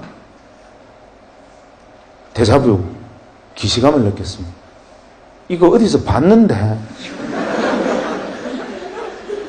이 장면을 내가 어디서 지금 예전에 어디서 한번 경험한 듯한데 이게 뭐지? 하고 생각해 보니까 예전에 해리포터의 자서전에서 읽었던 해리포터의 이야기를 100년이 지난 다음에 서로 핸드폰 대신 자동차 대신 핸드폰이 되고 서로 친구들과 제가 이야기를 주고받고 있다는 사실을 깨달았습니다. 그래, 이게 W구나. 갑자기 눈이 번쩍 뜨는 거죠. 그리고 뒤도 돌아보지 않고 병원으로 달려가서 총무과에 전화를 했습니다. 이거 어디서 샀느냐 물어보니까 한국이동통신 주식회사라는 회사가 있는데 거기 가입을 했고 기계는 모토로라는 미국 회사래요. 그 길로 여기 뛰어들어야 된다 생각을 했지만 뛰어들 방법이 없죠. 배운 거는 칼질하는 것밖에 없는데 제가 그걸 할 수 있는 방법은 없고 그렇다고 가운 벗고 이동통신 대리점 할 수도 없고 이걸 어떻게 하면 될까 생각할까 고민하다가 이 회사에 주식을 사면 되겠다 말했습니다. 그래서 이 회사에 주식 투자를 해보려고 주식을 사보려고 보니까 공기업이라서 거래가 안 돼요. 그때 한국이동통신 지금 SK텔레콤이 전신은 공기업이었습니다. 그런데 마침 SK그룹으로 넘어간다는 소리에 한국이동통신 주식회사를 다니던 사람들이 자기가 가지고 있던 자사주를 명동 사채시장에 내다 팔고 있었습니다. 그때 당시 명동 사채시장에 가면 금강 구두표 10만원짜리 8만원, 엘칸토 구두표 10만원짜리 7만원, 한국이동통신 주식 2만원, 대량 입하, 대량 구매 시 협의 가능, 이런 식으로 벌럭벌럭 하면서 이 종이들이 붙어 있었습니다. 저는 사실 그때 그 내용을 정확히는 이해를 못했지만 왠지 뛰어들어야 된다고 생각했고 가서 월급만 받으면 제 생활비를 제외하고는 가서 무조건 그때 그 한국이동통신 자사주를 샀습니다. 그리고 바로 얼마 안 돼서 SK텔레콤으로 SK로 넘어가서 SK텔레콤이 되고 주식시장에 상장이 됐는데 무려 6만 5천 원이 된 거예요. 야, 이거다 라고 생각을 했으나 W에 올라탔는데 3배의 수익을 냈다는 것 자체를 W라고 보기에 좀 어렵지 않습니까? 그래서 이게 W가 아니었나? 이렇게 생각하다가 아니야, W 맞을 거야 생각하고 그래도 6만 원을 해도 사자 하고 월급 생기면 주식을 샀습니다. 주식을 산 게 아니라 사실은 제가 순간 믿었던 W라는 곳에 뛰어드는 차비, 티켓으로 생각하고 그냥 그걸 샀지. 시간이 조금 그리 멀리 흐르지도 않아서 3, 4년이 지난 다음에 제가 99년 말에 이제 한 시대가 끝났구나. 이제는 그만하자 하고 털고 나올 때 그걸 다 주식을 매도할 때 520만 원이 돼 있었어요. 주식이. 그러니까 2만 원에 산 주식이 520만 원이 돼 있었던 거죠. 세상 사람들이 저보고 그때부터 주신이라고 불렀습니다. 주식 투자의 대가다. 저는 억울했습니다. 나는 주식 투자를 한 게 아니고 정말 내가 그 순간 우연히 다행스럽게 지나가는 마지막 W 버스를 아슬아슬하게 뛰어들어서 범퍼 위에 올라타서 딱 붙어서 그 버스에 올라타고 다행히 다음 정거장으로 갈 수 있었던 것 뿐인데 그거를 주식 투자라고 오해를 했습니다. 그래서 모 방송국에서 의사 한 사람이 이동통신 주식을 사서 대박 터졌다라는 소문을 듣고 왔다고 취재를 요청하는 거예요. 저 아닙니다. 어느 물어봐서 제가 핸드폰 그거 하게 생겼습니까? 이렇게 거절을 했었는데 알고 왔다는 거예요. 그래서 혹시나 그냥 나갈까봐 약속을 했죠. 그것이 알고 싶다처럼 탁장 밑으로 다리만 찍고 이름하고 이런 소속은 바꿔서 나가기로 하고 이제 슬리퍼 신은 발만 밑으로 이제 찍기로 하고 했습니다. 그런데 그날 저녁에 뉴스에 의사 출신 주신 이래가지고 얼굴까지 홀라당 다 나와버렸어요. 그 시대는 그랬습니다. 약속이라는 게. 그래서 그때부터 어쩌다 보니까 밖에 끌려 나와서 이렇게 이야기를 하고 다니지만 저는 계속 항변합니다. 지금도 나는 주식 투자자 아니다. 나는 그냥 W 버스를 올라타기를 기다리는 승차 대기자일 뿐이다. 라고 주장을 하죠. 그런데 문제는 그걸로 끝난 게 아니고 99년 말에 다행히 그걸 정돈을 하고 그 다음에 약간의 이제 성과가 있었겠죠. 문제는 그 성과가 여러분이 상상하는 것처럼 엄청나게 돈을 번 건 아닙니다. 왜냐하면 월급 받아서 생활하고 나머지 돈으로 조금씩 정리했으니까 레버리지는 컸을지 모르겠으나 만약에 지금처럼 저도 이제 뭐 의사생활 많이 하고 돈 많이 벌고 만약에 그렇게 했었으면 지금 재벌 됐겠지. 그런데 그런 것은 아니었으나 어쨌거나 간에 티켓을 끊고 3등석에 타는 건 성공했다. 이런 정도였는데 어쨌거나 그 작은 성과를 낸 다음에 2000년에 바로 고민을 해야 될 거 아닙니까? 왜냐하면 2000년에 새로운 버스가 올 테니까요. 자, 내가 이제 99%가 아닌 정말 나 유기물이 아닌 반드시 1% 안에 들어가는 인간이 확실하다면 2000년대에 새로운 버스가 내 눈에 보여야 되는데 내가 W가 아닌 건 잘 압니다. 많은 사람들이 자기가 창의적인 천재가 아니라는 사실은 본인은 잘 압니다. 근데 세상은 그걸 무시하고 애서 천재가 되라고 얘기하지. 학교 다니는 애들 보고도 영재교육원 같은 데 보냅니다. 구슬에 흙이 묻은 걸 닦으면 구슬이 되지만 자갈 들고 아무리 닦아도 옷만 방군합니다. 그런데 엄마들은 자갈을 들고 계속 광을 내겠다고 영재교육원도 데리고 다니고 여러분 많이 시달렸지요. 이 중에 W가 있으면 앉아있는 태도가 틀립니다. 물구나무를 서 있다든지 아니면 저기 천장에 매달려 있다든지 뭐 다를 겁니다. 아니면 눈빛이 광안이라든지 뭐 이런 뭔가 달라요. 우리는 그 0.1%를 두고 그런 이상한 행동을 하는 돈키호테라고 99%는 돈키호테라고 부릅니다. 그런데 실제로 그런 행동을 하는 사람 중에 99%는 돈키호테가 맞아요. 그게 문제입니다. 그러니까 일개사단에 돈키호테가 있으면 한 명이 W고 나머지 9,999명은 진짜 또라이거든요. 문제는 안목을 가진 0.9%들은 그 1만 명의 일개사단의 돈키호테 중에 하나의 W를 발견할 줄 아는 안목을 가진 사람이 통찰력과 직관을 가진 사람이고 나머지 99%들은 보고 저것들 또라이 이렇게 생각해버립니다. 매번 앞서 나가는 사람을 보고 저거 정신 나갔다 또라이 떨은 끄집어내린다. 이러니까 옛날에 미셸 푸코와 같은 철학자들은 감시와 처벌이라는 책을 통해서 인간이 가지고 있는 어리석음을 통렬하게 비판하게 됐습니다. 어쨌거나 간에 2000년대 새로운 버스를 올라타지 못하면 저는 다시 99% 유기물을 재확인하는 거니까 올라타야 되겠는데 아무리 사방을 돌아봐도 뭐가 W인지를 보이지가 않았습니다. 새로운 10년의 W가 뭐냐? 제 눈에는 안 보였습니다. 그래서 저는 지금도 인간은 확실하다고 생각합니다. 저는 그 정도도 1%가 안 되는 거는 확실합니다. 안 보였어요. 고민을 했습니다. 아무래도 안 보였다. 어떻게 하면 좋을까? 방법은 있죠. 가서 많은 사람들의 이야기를 듣고 내 눈에 안 보이는 건 보이는 사람들의 이야기를 들으면 된다. 그래서 그 이야기를 듣기 위해서 2000년 말부터 2001년 중반까지 과감인지 무모인지 모르겠지만 백수로 돌아가기로 결정을 했습니다.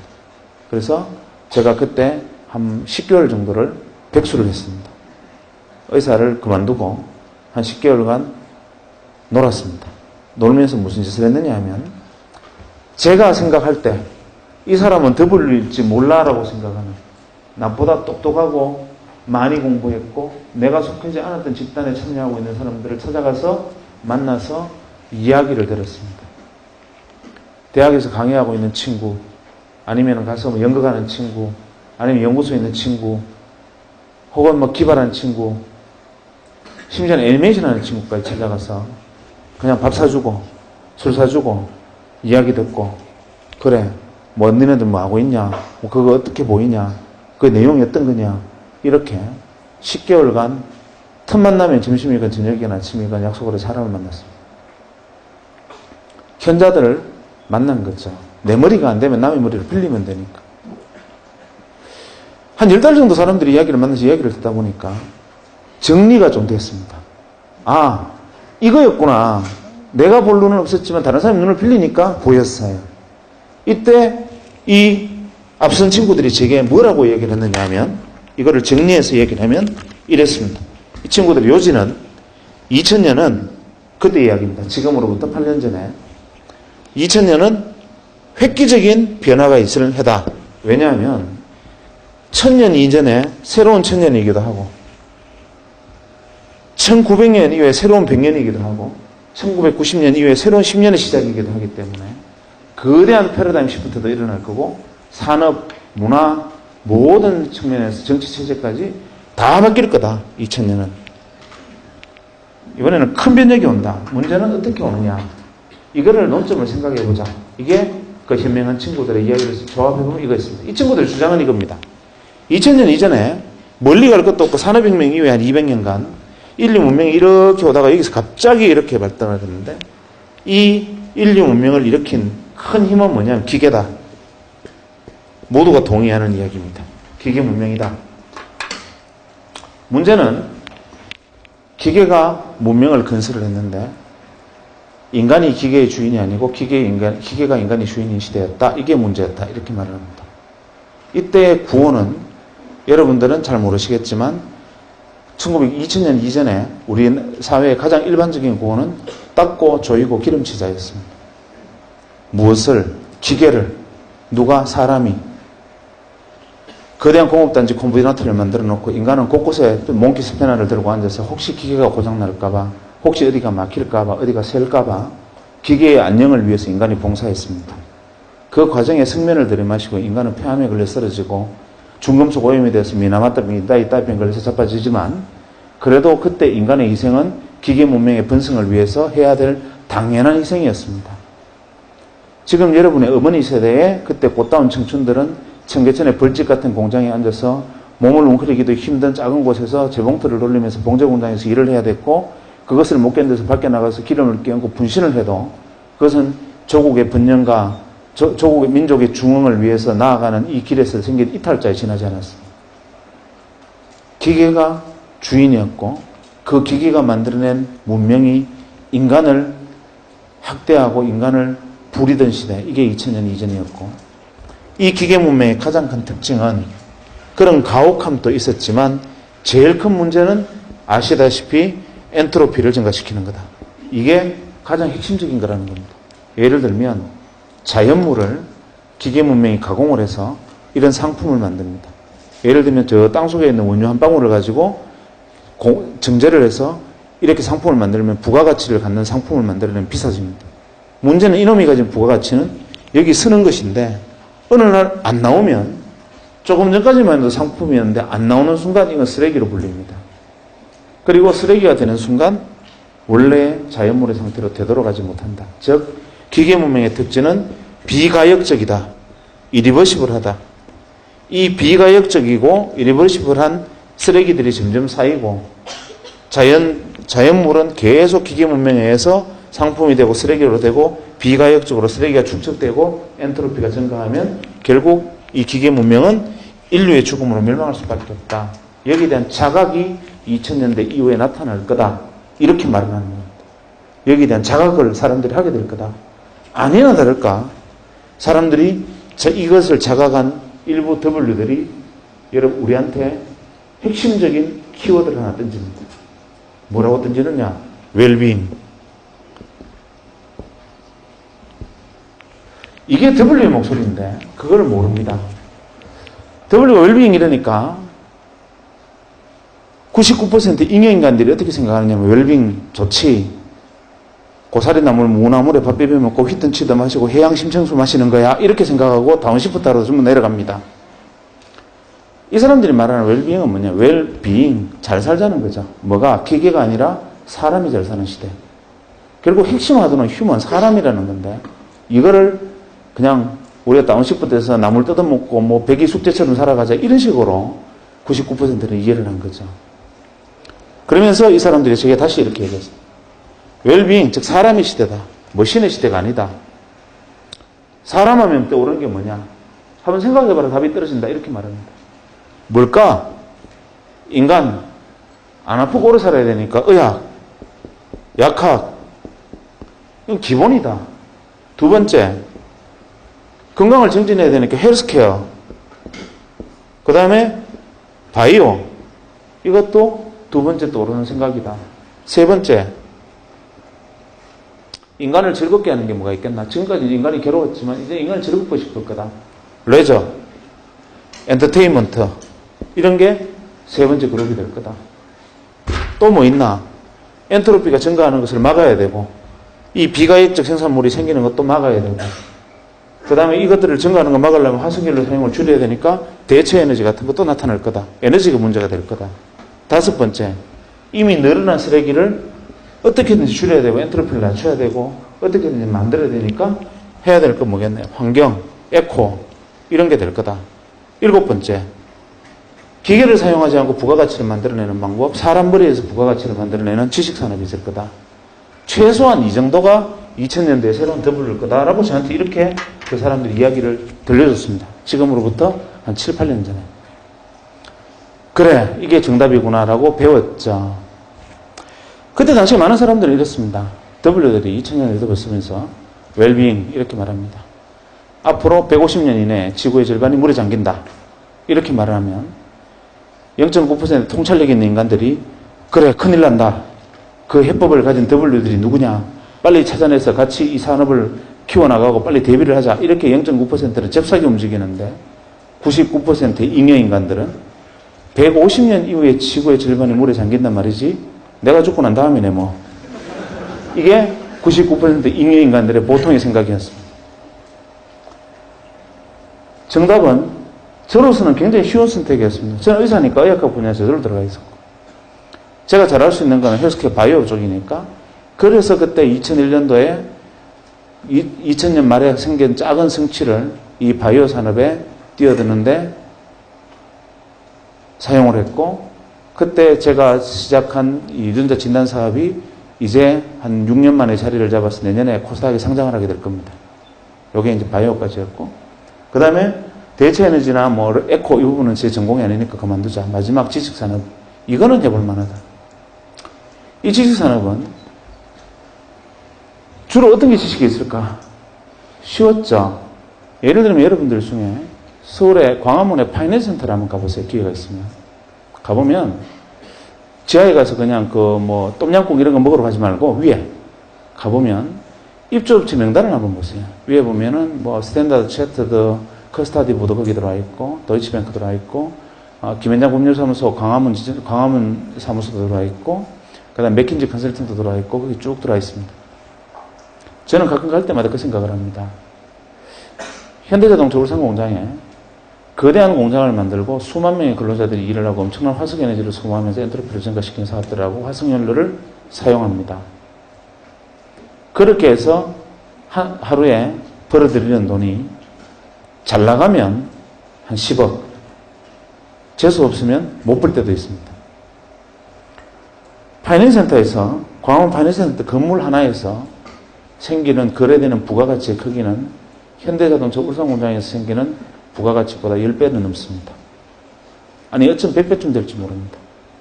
그런데 그 엄청난 부가가치를 창출하고 거래하는 파이낸스센터의 생산시설이 뭐냐? 아무리 돌아봐도 옥상에서부터 1층까지 기계라고는 없습니다. 사무실마다 들어가 봐도 책상에 화분 몇 개 있고 컴퓨터 몇 대 있고 사람들 왔다 갔다 하고 이게 전부입니다. 어떠한 연료도 화석연료도 사용하지 않고 기계도 없고 생산물도 만들어내지 않는데 부가가치는 어마어마한 부가가치를 쏟아내고 있습니다.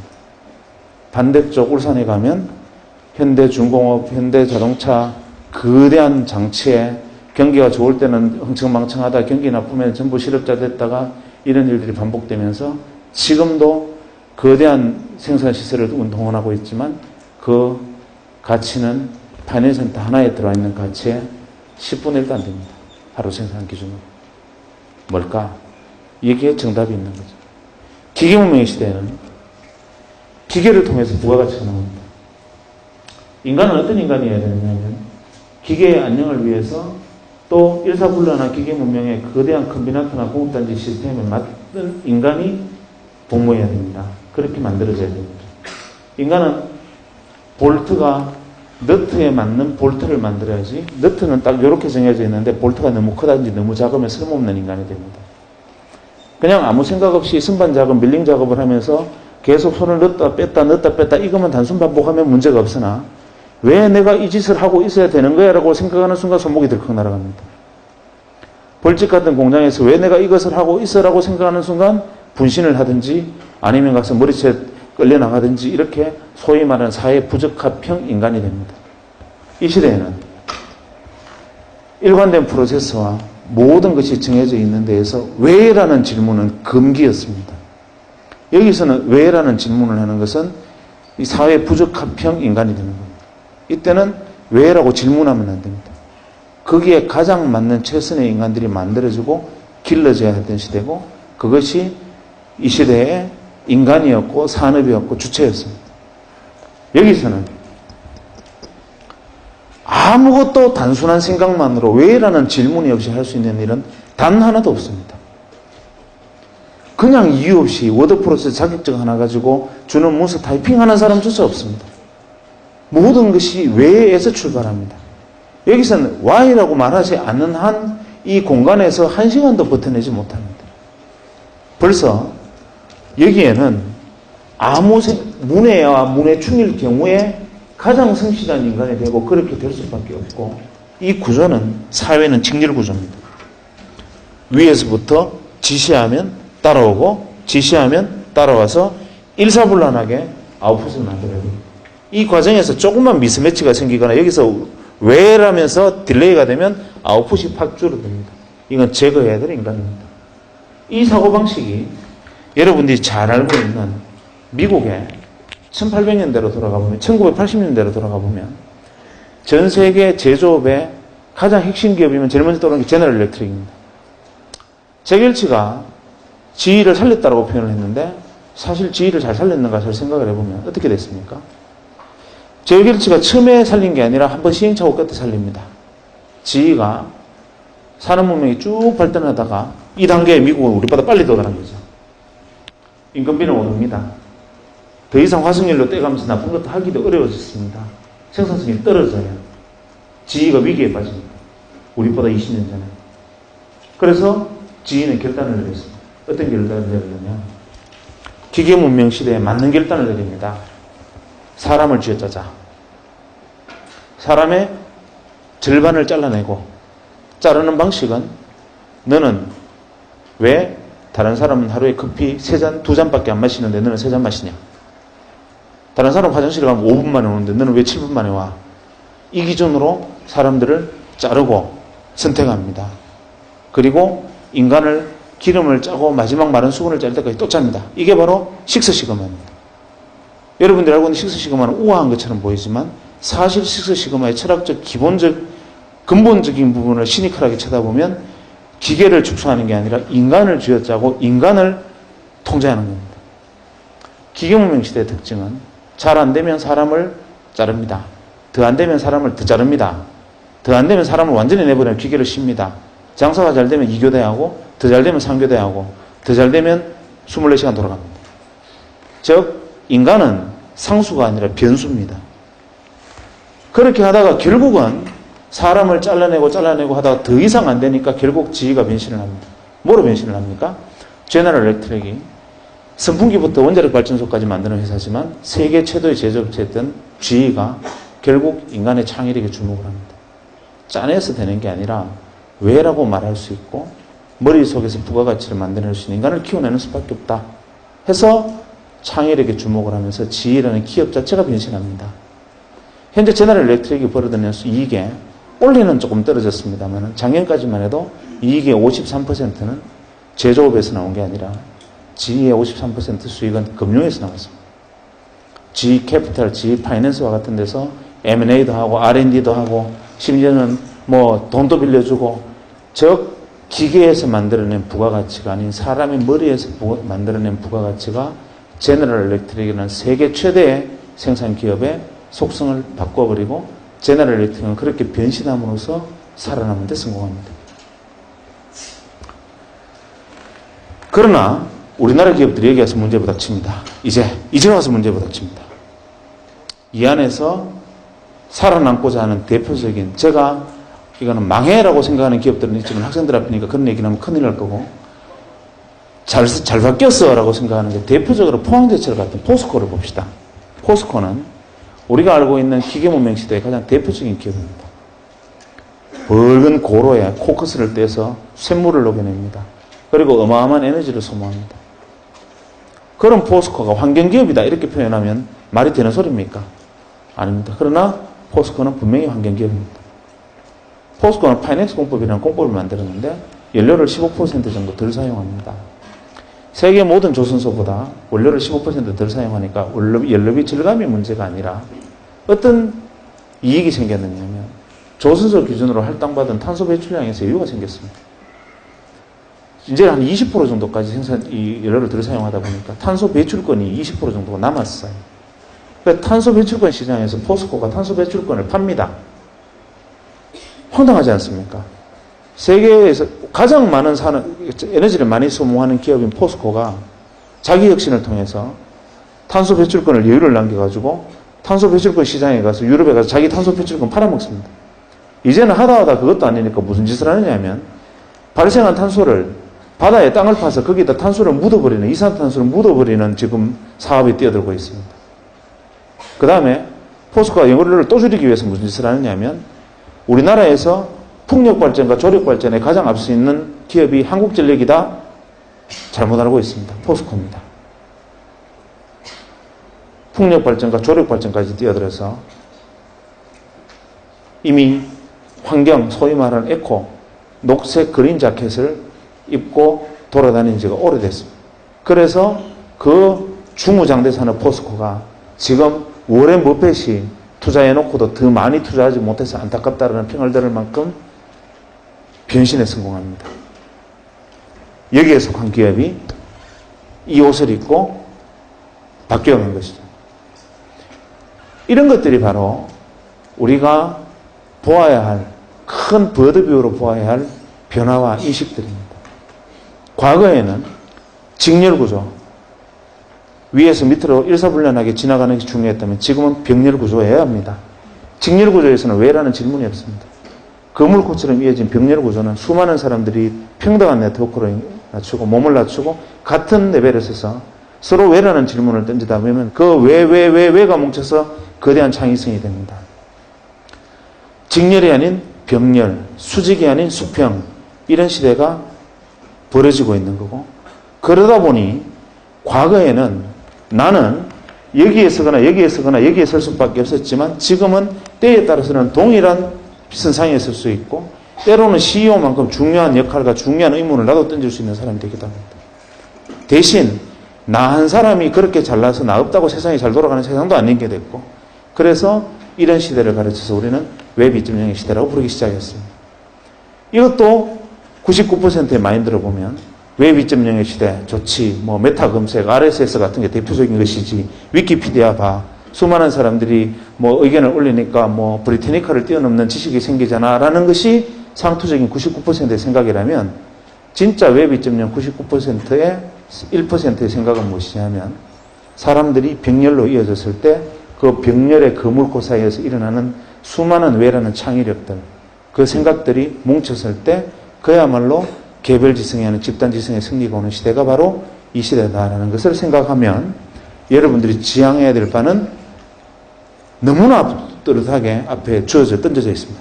그러나 문제는 무엇이냐면 지금 현재까지 제가 여러분에게 한 이야기는 어디까지나 또 오늘로부터 뒤로 10년의 이야기였습니다. 지금 저는 상당히 좀 고민에 빠져 있습니다. 2008년이 벌써 중간쯤 접어들고 있고 또 한 1년 정도 지나면 어느새 2010년에 접어듭니다.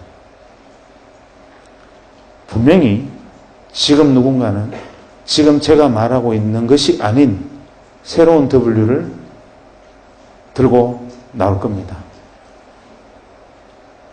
내가 보지 못하는 세상을 보고 내 생각이 닿지 못하는 곳에 생각이 미친 사람들이 지금 오늘 제가 한 이야기가 아닌 상상도 할 수 없는 어떤 이야기를 들고 와서 또 뭐라고 주장을 할 텐데 저는 두려운 것이 그 사람 이야기가 돈키호테야 이렇게 들릴까봐 걱정스럽고 그게 안 보이는 게 고민입니다. 지금쯤이면 새로운 또 W가 앞으로 10년 후의 W가 슬슬 실체를 드러내고 보여야 되는데 이게 지금 제 눈에 안 보입니다. 그래서 굉장히 요즘은 마음고생이 심합니다. 어떨 때는 밤에 잠이 안 옵니다. 왜냐하면 이걸 못 보면 불과 1년만 지나면 또 유기물이 되잖아요. 그래서 농담이 아니라 진짜로 저는 올여름부터 다시 또 사람을 만나러 다닐까 싶습니다. 그래서 또 많은 사람을 만나고 또 이야기를 듣고 귀를 기울이고 생각과 판단을 빌리고 지혜를 모아서 또 다음 세상을 내가 정리하고 내 파일에 담아가야 되겠구나. 나는 어차피 1% 인간이 아니니까 다른 사람의 능력과 지혜를 모아서 또 그것을 빌려서 뛰어들어야겠구나 하고 고민을 하고 있습니다. 그래서 한 다음 달 전부터는 제가 시무사에 요청을 했습니다. 중앙일간지에 내가 사람 만나서 하는 인터뷰를 할 테니까 직격 인터뷰를 하는 형태로 신문 한 면을 달라. 그래서 오늘 마침 오케이 하고 오는 길입니다. 왜냐하면 중앙언론사 인터뷰를 제가 맡게 되면 내가 만나고 싶은 사람 아무나 만나도 되니까 가서 쉽잖아요. 그래서 만날 수 있으니까 그 도움이 될 거다. 두 번째, 지금 우리가 생각하는 이상의 다음 10년은 또 뭔가 튀어나올 거다. 이런 것들을 준비하기 위해서 내가 경험해보지 못했던 세상들을 경험해야 되고 내가 몰랐던 세상들은 계속 뛰어들어야 돼. 두려워하지 말고. 내가 모르고 있던 것, 그 세상은 어떻게 돼? 난 그거 잘 몰라. 이러면 들어가 봐야 됩니다. 아니, 난 그거 모르는 거야. 이러지 말고. 그래서 옛날에 피터 드러커는, 현대경영의 아버지 피터 드러커가 이런 무식한 말을 했습니다. 기계문명의 시대에 합당할 때 이런 말을 했죠. 세상에 가장 어리석은 인간은 자기가 잘하는 것을, 제일 잘하는 것을 더 잘하려고 그러지 않고 잘 못하는 것을 잘하려고 노력하는 인간이 제일 무식한 인간이다. 그래서 현대경영학은 자기가 제일 잘하는 것을 더 잘하려고 노력해서 송곳처럼 뾰족한 사람이 돼야지 잘 못하는 것을 더 하려고 노력하는 것은 어리석은 일이다. 이건 피터 드러커 이야기입니다. 어느새 우리는 통습을 이야기합니다. 무슨 소리 하느냐? 네가 하고 있는 그것이 그냥 기술, 단순한 테크닉으로 질 나가지 않으려면 그것에 통찰을 키워주고 직관을 키워주기 위해서 네가 하고 있는 것들이 아닌 모든 것들을 알고 그런 생각들이 그물처럼 연결되어서 네가 할 수 있는 일에 대해서 버드뷰로 내려다보는 큰 통찰을 남겨줄 것이다. 통습의 시대다. 옛날에는 송곳의 시대라면 이제는 통습의 시대다. 이렇게 말을 하고 있지 않습니까? 그러니까 여러분들은 지금 저보다 훨씬 많은 고민에 빠져 있어야 됩니다. 왜냐하면 이제 저는 40대 중반이니까 아니면 말고 그냥 유기물이면 득대. 유기물도 좀 폼나는 유기물이니까 이제 됐잖아. 이렇게 해도 그만입니다. 하나, 이제 여러분들은 어떻게 보면 자기 생에서 내가 꿈꾸고 내가 생각했던 것을 실제로 실행해 볼 수 있는 처음 단계에 막 발을 들여놨습니다. 인간은 20대에는 무엇인가를 하기 위한 준비를 하는 단계고 30대는 그 준비된 것을 가지고 실행하는 것이고 40대는 실행된 것을 지키는 겁니다. 40이 넘어서 무엇인가를 실행하는 것은 불가능합니다. 그래서 공자는 40을 유혹이 없는 나이 불혹이라 그랬어요. 30에 실행하지 못하면 40은 존재하지 않습니다. 문제는 20에 준비되지 않으면 30에 실행되지 않습니다. 그래서 지금 여러분은 하루하루가 너무나 소중하고 하루하루가 자기 미래 생을 결정하는 어떻게 생각하면 정말 오늘 내가 이 자리에서 그냥 가만히 앉아 시간을 보내고 있다는 사실이 진저리가 날 정도로 현재의 모습에 대해서 자각을 해야 됩니다. 제가 이만하면 먹고 살만하지 않습니까? 직업이 의사고 나름대로 폼나는 일도 많이 하고 돈도 좀 벌었는데 뭐가 답답해서 앞으로 10년이 뭘까를 고민하고 또 사람 만나러 다녀야 되겠다 이렇게 생각을 하고 있는데 하물며 여러분은 제가 10년 후에 어떤 W가 있겠습니까? 이제 2년 후에는 어떤 것이 주인이 되겠습니까? 라고 물으면 여기 있는 사람 중에 아무나 손 들고 나와서 내 생각은요? 라고 2시간 동안 이야기할 수 있어야 됩니다. 학생은 앞으로 2년 후에 새로운 W가 어떤 거라고 생각하나요? 라고 제가 질문을 던지면 제 생각에는 이렇고 이런 이유로 해서 내가 생각할 때는 이것이 새로운 W가 될 것 같아요. 라고 이야기할 수 있는 준비가 되어 있느냐? 라고 제가 여러분에게 물었을 때 여러분 준비되어 있습니까? 그런 준비가 돼 있어야 되고 최소한 그 준비를 하기 위해서 치열해야 됩니다. 그러기 위해서는 자각과 자기애가 필요하고 자기를 철저하게 치열하게 사랑해야 되고 자기를 믿어야 됩니다.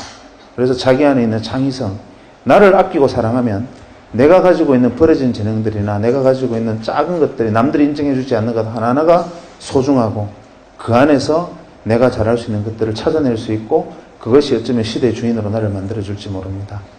제일 중요한 것은 그래서 자기를 사랑하는 거고 그 마음으로 다른 사람을 사랑하고 그 생각들이 여러분의 미래를 만듭니다. 지난해 타임즈의 표지 모델이 누구였든지 기억하고 계시죠?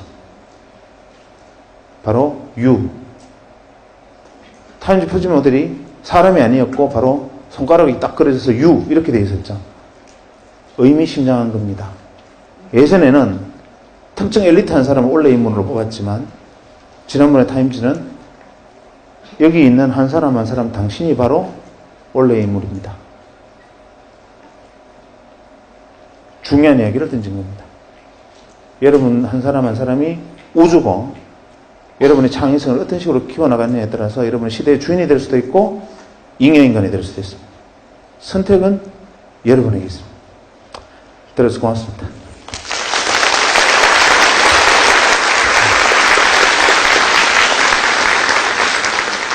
혹시 오늘 강연 내용에 대해서나 아니면 평상시에 뵈면 질문을 드리고 싶었던 내용이 있었다는 사람이 있으면 거수를 하면 질문하고 또 답을 듣는 그런 시간을 갖도록 하겠습니다.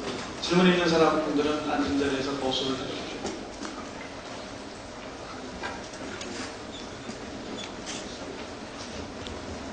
네. 지정학적 위치도 굉장히 인생에 중요하다고 가까운 있는 사람이 먼저 우선권을 갖습니다.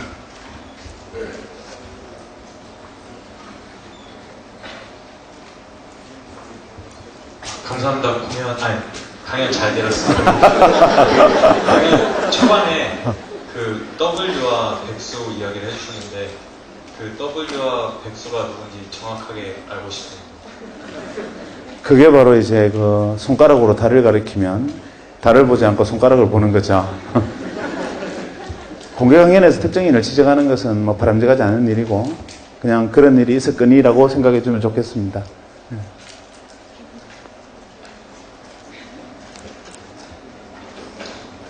오늘은 질문이 양끝에서 끝으로 부지런히 움직이게 강요를 하고 있습니다. 혹시 뭐 치질에 대해서 궁금하다든지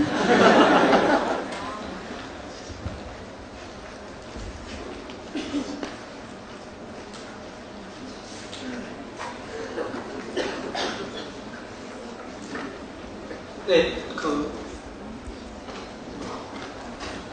좋은 말씀 많이 들어서 감사합니다.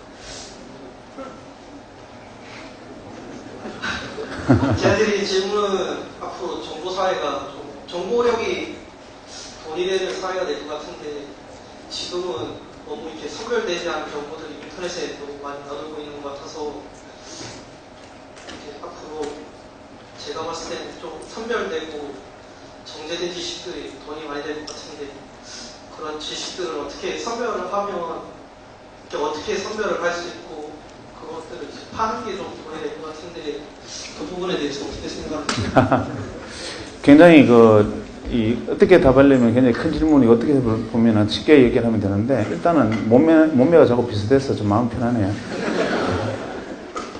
저는 역사의 공진화를 믿습니다. 공진화라는 게 어떤 말이냐 하면 때에 따라서는 필요 없어 보이는 것들이 다 필요한 것이라는 뜻입니다.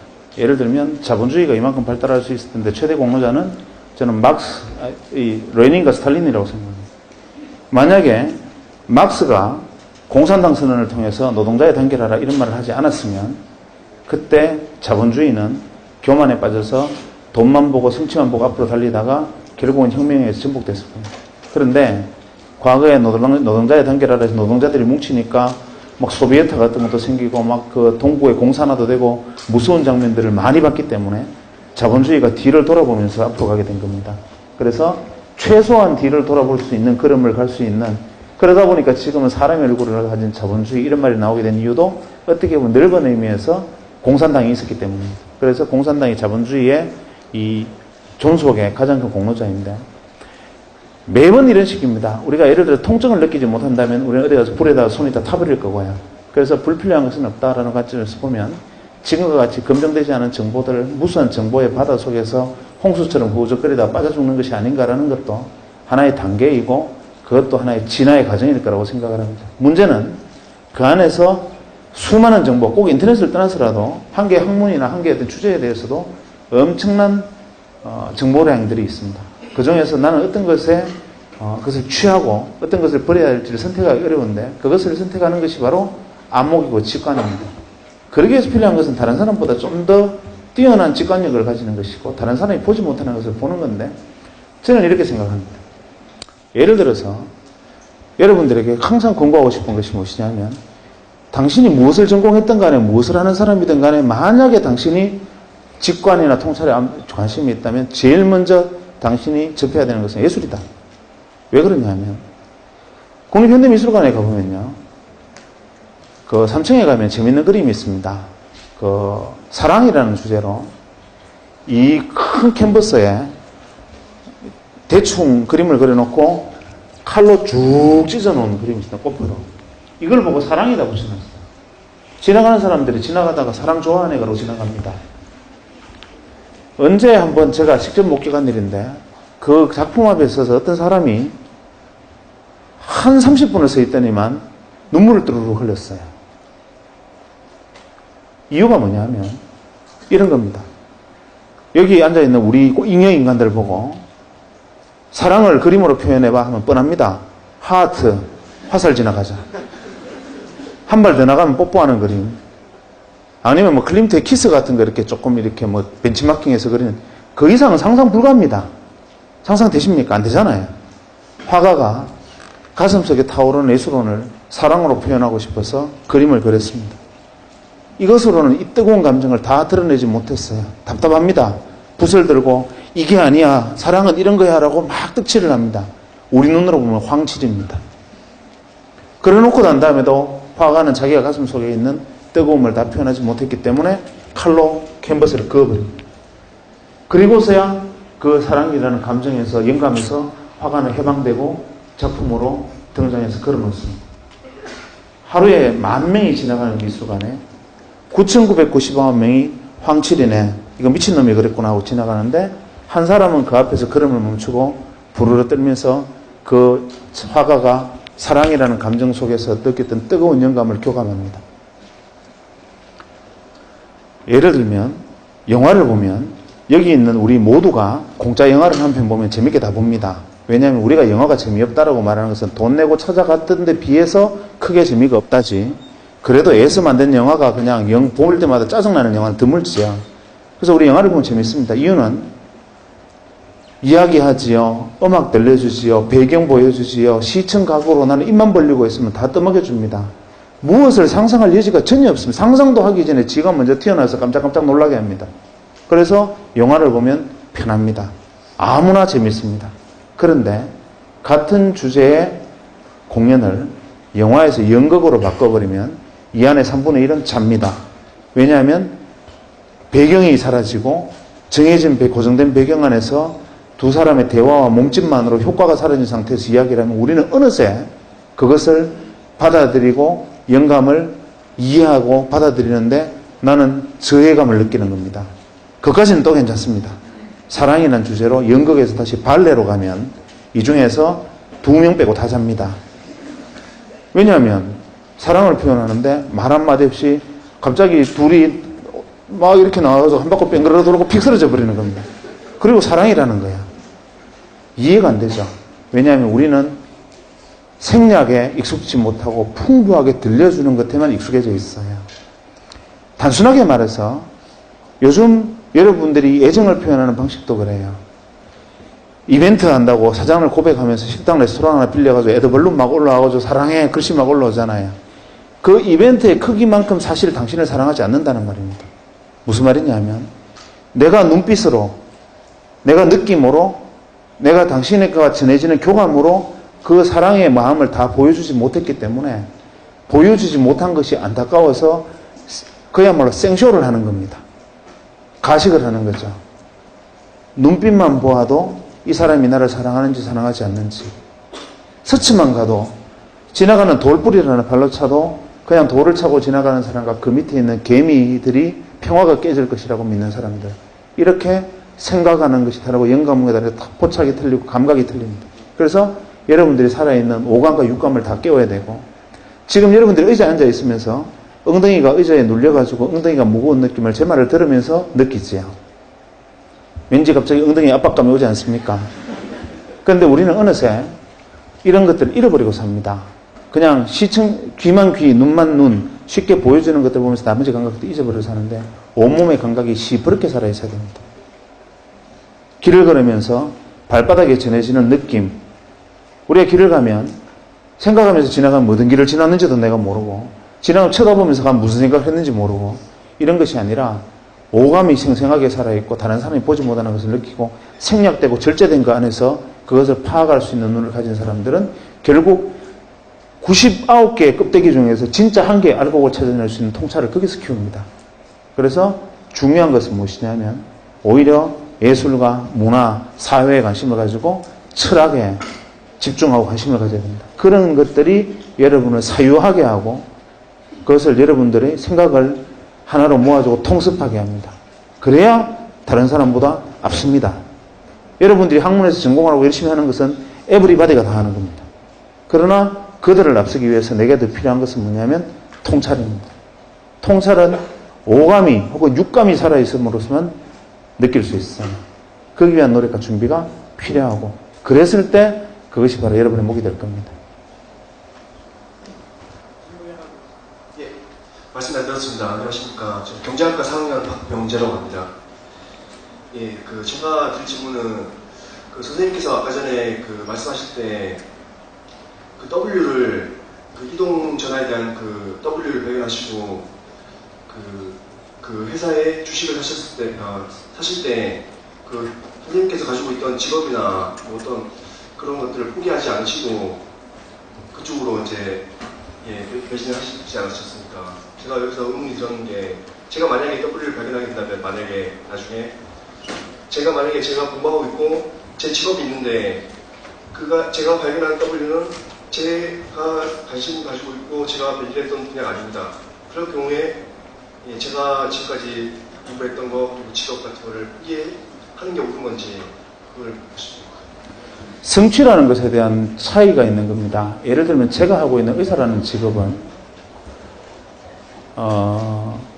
굉장히 특별한 직업입니다. 예를 들면 제가 칼을 들고 수술실에 서 있을 때는 이 사람이 무엇을 하는 사람이든 누구이건 이 인생에서 가장 절박한 순간입니다. 이 사람은 내가 어떤 수술의 결과를 가져오느냐에 따라서 자기가 누구이건 간에 생사가 갈라집니다. 의사라는 직업은 굉장히 특별한 것이고, 그래서 나는 그 직업을 제가 그만둘 생각은 추호도 없기 때문에, 예를 들면 제 일의 가치가 어디에 있느냐의 문제. 우리가 직업이라는 것을 경제적 이익, 사회적 명예 혹은 성취 여기에 둔다면 더 나은 성취나 더 나은 이해를 줄 수 있는 것을 위해서 과감하게 버리는 것이 맞습니다. 하나, 모든 직업이 마찬가지겠지만 당신이 가지고 있는 직업이 철학적으로 내가 가장 소중하게 생각되는 것이라면 그럴 필요가 없습니다. 그러기 위해서는 그것을 지키고 가는 것이지, 우리가 개 끌고 가다 보면요, 돈도 마찬가지입니다. 우리가 개 데리고 산책을 하면, 줄 끌고 가면 개가 내 앞에 왔다 갔다 뛰다니다가 목적지에 도달합니다. 이 개가 지가 나를 데리고 왔다고 생각해요. 지가 나를 끌고 왔다고 생각합니다. 사실은 개줄 잡고 있는 내가 가는 대로 지가 앞뒤로 왔다 갔다 온 것인데 개는 그렇게 생각할 겁니다. 때로는 우리는 줄에 매달린 개와 같은 삶을 살고 있을 수도 있어요. 돈이나 성취 이런 부분들도 내가 가고자 하는 바를 뚜벅뚜벅 걸어가서 내가 가고자 하는 소중한 곳에 도착을 했을 때 내가 지나온 걸음 하나하나에 맺혀져 있던 열매를 담아보니 그것이 돈일 수도 있고 성취일 수도 있고 명예일 수도 있고 그러한 것들이 주어져 있다면 개를 끌고 온 개 주인이지만, 그것을 위해서 내가 그것을 일로 매진해서 그것만 위해서 내가 방향을 바꾸고 뛰어가면 개줄에, 주인의 줄에 목이 메어진 개나 다름없는 신세가 될 거라는 거죠. 그래서 결국은 어디에 오너십을 갖느냐는 겁니다. 모든 직업이 소중하다는 틀렸습니다. 그냥 내가 그 직업이 밥을 먹기 위한 직업이냐, 내가 의미를 가지기 위한 직업이냐, 거기서 내가 가치를 어디에 두느냐. 우리는 대개는 그것을 경제적 성취나 사회적 성취에 포인트를 맞추긴 하지만 제 경우에는 그랬단 말입니다. 제 경우에는 혹시나 다른 분들도 마찬가지예요. 이 중에 유치원 교사가 될 분도 있고, 대학에서 학생을 가르치는 분도 있고, 때에 따라서는 어디 공무원하실 분도 있는데, 그 직업의 가치와 철학에 내가 매료되어 있는 사람들은 그것이 제1의 중요한 것이, 그거를 버리고 그것을 다른 걸 선택하는 것은 내가 개개해야 되겠다는 소리입니다. 그것은 지켜나가면서 할 수 있는 세상이 충분히 가능하고, 저를 보세요. 제가 사실은 명함에 그냥 외과에서 박경철 이렇게 찍혀있는데, 명함에 만약에 제가 쓸데없는 하고 있는 사기꾼 비슷한 직업을 다 집어넣으면 한 30가지는 될 겁니다. 그런데 할 수 있지 않습니까? 가능합니다. 그죠? 그래서 어떤 선택을 하느냐는 자기의 소신과 철학에 달려 있습니다. 약속된 시간은 다 지났습니다. 혹시 그래도 나는 꼭 질문을 해야 되겠다는 사람이 있으면 질문 하나 더 받지만 아니면 오늘 강연 이걸로 마치도록 하겠습니다. 오늘 좋은 강연에 이준님께 감사드리고